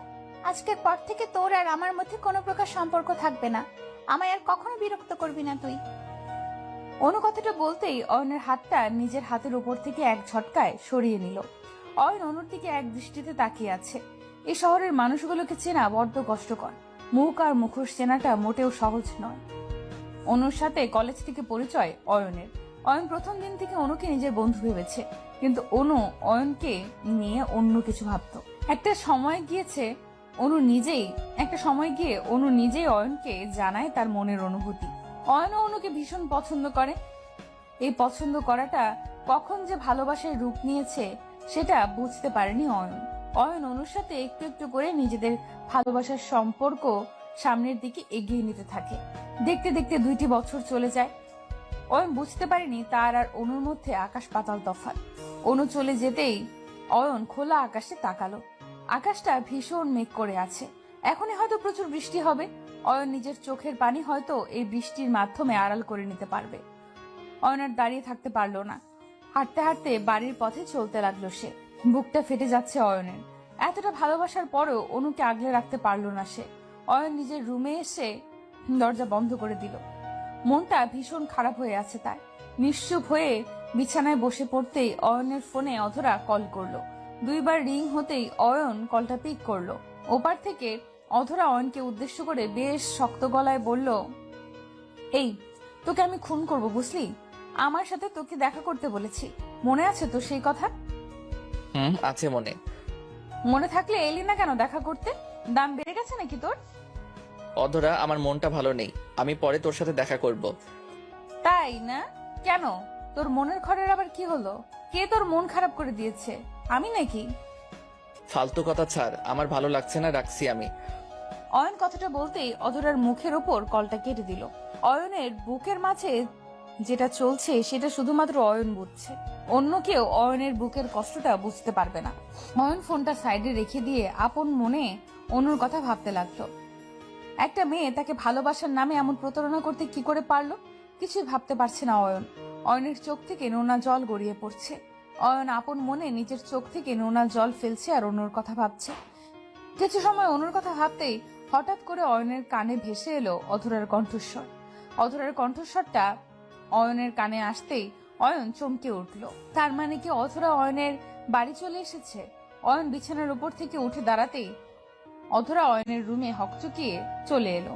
অধরা অয়নের রুমে এসে দুম করে অয়নের উপর ঝাঁপিয়ে পড়ল। অয়ন কিছু বুঝে ওঠার আগেই অধরা অয়নের শার্টের কলার চেপে ধরে রাগে গজগজ করতে করতে অয়নকে উদ্দেশ্য করে বলল, তোকে এখন ইচ্ছে করছে মেরে ফেলতে। আমায় এত কষ্ট দিস কেন রে তুই? আমার কথা কি তোর মনে থাকে না? অধরা, শান্ত হয়ে কথা বল, আমার শার্টের কলারটা ছাড়। ছাড়বো না। আমি শান্ত হয়ে কথা বলতে পারছি না। তুই আমার সাথে এমন করিস কেন? কি করেছি আমি? তুই কি করবি? আমার মন খারাপ ছিল তাই তোর সাথে দেখা করতে পারিনি। আচ্ছা বল, কেন মন খারাপ হয়েছে? কি হয়েছে সত্যি করে বল। কিছু হয়নি, সব ঠিক আছে, বাদ দে সেসব কথা। কি কথা বলতে এত জরুরি তলব করেছিস বল এখন। সব কথা তোকে বলতে হবে কেন? তুই কি আমার চোখের ভাষা পড়তে জানিস না? কি সব পাগলের মতো কথা বলছিস তুই? মাথা ঠিক আছে তো তোর? আমার মেজাজ খারাপ করিস না, কাজের কথা বললে বল, না হলে যা। আমার কথা তো তোর কাছে গুরুত্বহীন মনে হয়। শোন অয়ন, আমি কিন্তু লজ্জার দোহাই দিচ্ছি না। আমি তোকে ভালোবাসি, সরাসরি বললাম। ভুল করেও না করিস না, কারণ আমি না শব্দটা শুনতে পারি না। অধরার কথা শুনে অয়ন চমকে উঠল। অয়ন সবসময় অধরাকে নিজের বন্ধু ভেবে এসেছে। অধরা হঠাৎ করে অয়নকে প্রপোজাল দিবে এমন কিছুই অয়ন কখনো আশা করতে পারেনি। অয়ন অধরার কথায় খানিকটা চমকে গিয়ে অধরাকে উদ্দেশ্য করে কৌতূহলী কণ্ঠে বলল, আমার সাথে মজা করছিস তুই? দেখ, আমার কিন্তু মন মাইন্ড এমনিতেই ভালো নেই, তাই আমার সাথে কোনো প্রকার ফাইজলামি করিস না প্লিজ। আমি তোর সাথে ফাজলামি করব কেন? আমি সত্যিই তোকে ভালোবাসি, বিশ্বাস কর আমায়। আমি তোকে ছাড়া বাঁচতে পারবো না। অধর, আমি তোকে কখনো ওসব ভেবে দেখিনি। তুই আমার বন্ধু ছিলে, আছিস আর বন্ধুই থাকবি। Shut up! আমি তোর বন্ধু হয়ে থাকতে পারবো না। আমি তোর প্রিয়জন হতে চাই, মানে চাই। এবার তোর ইচ্ছে থাকুক বা না থাকুক, আই ডোন্ট কেয়ার। পাগলামি করতেই পারবি তুই, কিন্তু তোর এই পাগলামিতে সবটা বদলে যাবে না। কি বদলে যাবে আর কি বদলাবে না সেটা আমি নির্ণয় করেই এসেছি। তোকে আমি দরকার পড়লে জোর করে হলেও আমার করেই ছাড়বো। অধরা কথাটা বলতেই অয়নের সামনে থেকে চলে যায়। অয়ন অবাক হয়ে অধরার চলে যাওয়ার দিকে এক দৃষ্টিতে তাকিয়ে আছে। অধরা হঠাৎ করে এমন কথা বলতে পারে হয়তো অয়ন আশা করতে পারেনি। কিন্তু অয়ন এটাই বুঝতে পারছে না অধরার মনের মধ্যে হঠাৎ করে এইসব চিন্তা কেমন করে এলো। অধরা তো কাউকে কখনো ভালোবাসতে পারেই না, কারণ এতটা বছরের বন্ধুত্বের সম্পর্কের মধ্যে অয়ন একটিবারও শোনেনি অধরা কাউকে ভালোবাসে। অধরাও কি অনুর মতো করে তাকে নিয়ে মজা করতে এসেছে? অনুর কথা ভাবতেই অয়ন আবার শান্ত হয়ে গেল। অনুর সাথে শেষ কথা বলার পর আর একটিবারও অয়ন অনুকে কল করেনি। বোবা মনের ইচ্ছে হলো ভীষণ অনুর সাথে একটু কথা বলতে। অয়ন এখনো ভাবছে অনু হয়তো রাগের বশে অয়নের সাথে এমন করেছে। অয়ন নিজের ফোনটা হাতে নিয়ে অনুর নাম্বারে কল করলো। অয়ন অনুকে কল করতেই দুবার রিং হতেই অনু কলটা পিক করলো। অনু কলটা পিক করতেই ওপাশ থেকে ভীষণ কর্কশ কণ্ঠে অয়নকে উদ্দেশ্য করে চরম বিরক্তি নিয়ে বলল, এই কি হয়েছে তোর? একবার বললাম না তোর আর আমার মাঝে আর কিছু নেই? কথা কি কানে যায় না তোর? অনু প্লিজ আমার কথাটা তো শোনো, এমন করিও না প্লিজ। আমি সত্যি তোমায় ভালোবাসি, আমায় এমন করে ছেড়ে দিও না। আচ্ছা ঝামেলায় পড়লাম তো। আমি কি তোকে বলেছি যে তুই আমায় ভালোবাসিস না? আমি বলেছি তোকে আমি ভালোবাসি না। আমাকে আর জ্বালাতে কল করবি না। অনু এতটা তাড়াতাড়ি কি করে তুমি বদলে যেতে পারলে? আমার ভালোবাসার কি কোনো মূল্য তোমার কাছে নেই? না, নেই। আমার কাছে তোর মতো ফকিরের কোনো মূল্য নেই। আর শুধু আমার কাছে বলছিস কেন? তোর মূল্য কোনো মেয়ের কাছে নেই। দয়া করে আর জ্বালাবি না আমায়। অনু প্লিজ মাথাটা একটু ঠান্ডা করো সোনা। এমন করলে কি করে হবে বলো? আমাদের একদিনের সম্পর্ক নয়, একটু বোঝার চেষ্টা করো। আমি এত শত বুঝতে চাই না। কলটা রাখছি। তারপরও যদি নির্লজ্জের মতো আমায় কল করিস তবে আমি বিকল্প ব্যবস্থা নিতে বাধ্য হব। অনু শোনো প্লিজ। অনু অনু অয়নের কথাটা শোনার বিন্দু মাত্র প্রয়োজন বোধ করলো না। অয়নের মুখের ওপর কলটা কেটে দিয়ে অয়নের ফোন নাম্বারটা ব্ল্যাক লিস্টে রেখে দিল। অয়ন অনুর নাম্বারে আরো কয়েকবার কল ডায়াল করার পরেও কোনো লাভ হলো না। অনুর ফোনে আর কল গেল না। অয়ন ফোনটা ফেলে দিয়ে মাটিতে বসে পড়ল। চোখ থেকে টপ টপ করে জল গড়িয়ে পড়ছে তার। নিজের চোখের সামনে নিজের ভালোবাসার মানুষটির এমন পরিবর্তন যেন অয়নকে ক্ষতবিক্ষত করে দিয়েছে। এই সমাজে কেউ নির্লজ্জ নয়। যার কাছে সম্পর্কের মূল্য বেশি সে বারবার ফিরে আসতে চায়। অয়ন আপন মনে ভাবতে লাগলো এমন করে নিজের চোখের জল ফেলা ঠিক হবে না। অনু যদি বদলে গিয়ে অয়নকে ছেড়ে ভালো থাকে তবে অয়ন কেন পারবে না? অয়নও পারবে অনুকে ছাড়া ভালো থাকতে। অয়ন নিজের চোখের জল মুছে ফেলতেই অধরা অয়নকে কল করলো। অয়ন কলটা পিক করতেই অধরা অয়নকে যা বলল তা শুনে অয়ন চমকে উঠল। অধরা অয়নকে উদ্দেশ্য করে বলল, কি গো জামাই আমার, মন খারাপ করে থাকবে? আমায় একটু ভালোবাসা দিলে কি হয়? হ্যালো, আমি কি অদরের সাথে কথা বলছি? ফাজলামি করিও না জামাই আমার, তুমি তোমার আদরের বউয়ের সাথেই কথা বলছো। অদরা ফাইজলামি ছাড় বলছি। ওগো আমি ফাজলামি ছেড়ে দিয়েছি। দেখছো না তোমার অধরা সব কিছু বদলে গেছে। কত ভালোভাবে কথা বলছে তোমার অধরা। কেন কল করেছিস সেটা বল। হ্যাঁ সেটাই তো দেখছি আমি, কিন্তু হঠাৎ করে এমন বদলে যাওয়াটা আমার হজম করতে কষ্ট হচ্ছে। হজম করতে কষ্ট হলেও হজম করে নাও, কারণ আজকের পর থেকে সারা জীবন ধরে আমার হজম করতে হবে তোমায়। এখন বলো কি করছিলে? কি আর করব, বসেছিলাম। অয়ন অধরার সাথে কথা বলতে লাগলো। অতীত ভুলে নতুন করে জীবন সাজাতে হলেও একজন প্রিয় মানুষের প্রয়োজন। প্রিয় মানুষটির ভালোবাসা আমাদের মন থেকে সমস্ত অতীতকে ভুলিয়ে দিয়ে নতুন করে বাঁচতে সাহায্য করবে। অয়ন অধরার সাথে হেসে হেসে কথা বলতে লাগলো। বুকের ওপর থাকা পাথরটা নামিয়ে নিতে হবে। ভালোবাসা তার প্রাপ্য, যে ভালোবাসাকে আগলে রাখতে জানে। তার প্রাপ্য নয় যার কাছে ভালোবাসা প্রকাশ করার পর অবহেলিত হতে হয়। অয়ন সারা রাত ধরে অধরার সাথে ফোনে কথা বলতে লাগলো। ভোর হবার কিছু সময় আগে অয়ন ফোনটা রেখে ঘুমিয়ে পড়লো। বিকেলের দিকে অয়নের ঘুম ভাঙে অধরার ফোনে। অধরা ফোন করে অয়নকে উদ্দেশ্য করে বলতে লাগলো, আয় অয়ন চলো না, আজ দুজন মিলে একটু ঘুরে আসি। ঘুরে আসতে চাইছো ঠিক আছে, তবে কোথায় যাবে? জানি না, তবে অনেক দূরে যেতে চাই। এমন একটা শহরে যেতে চাই যেখানে আমাদের বিরক্ত করার মতো কেউ আসবে না। তুমি আমি দুজন থাকবো, শুধুমাত্র আমরা দুজন।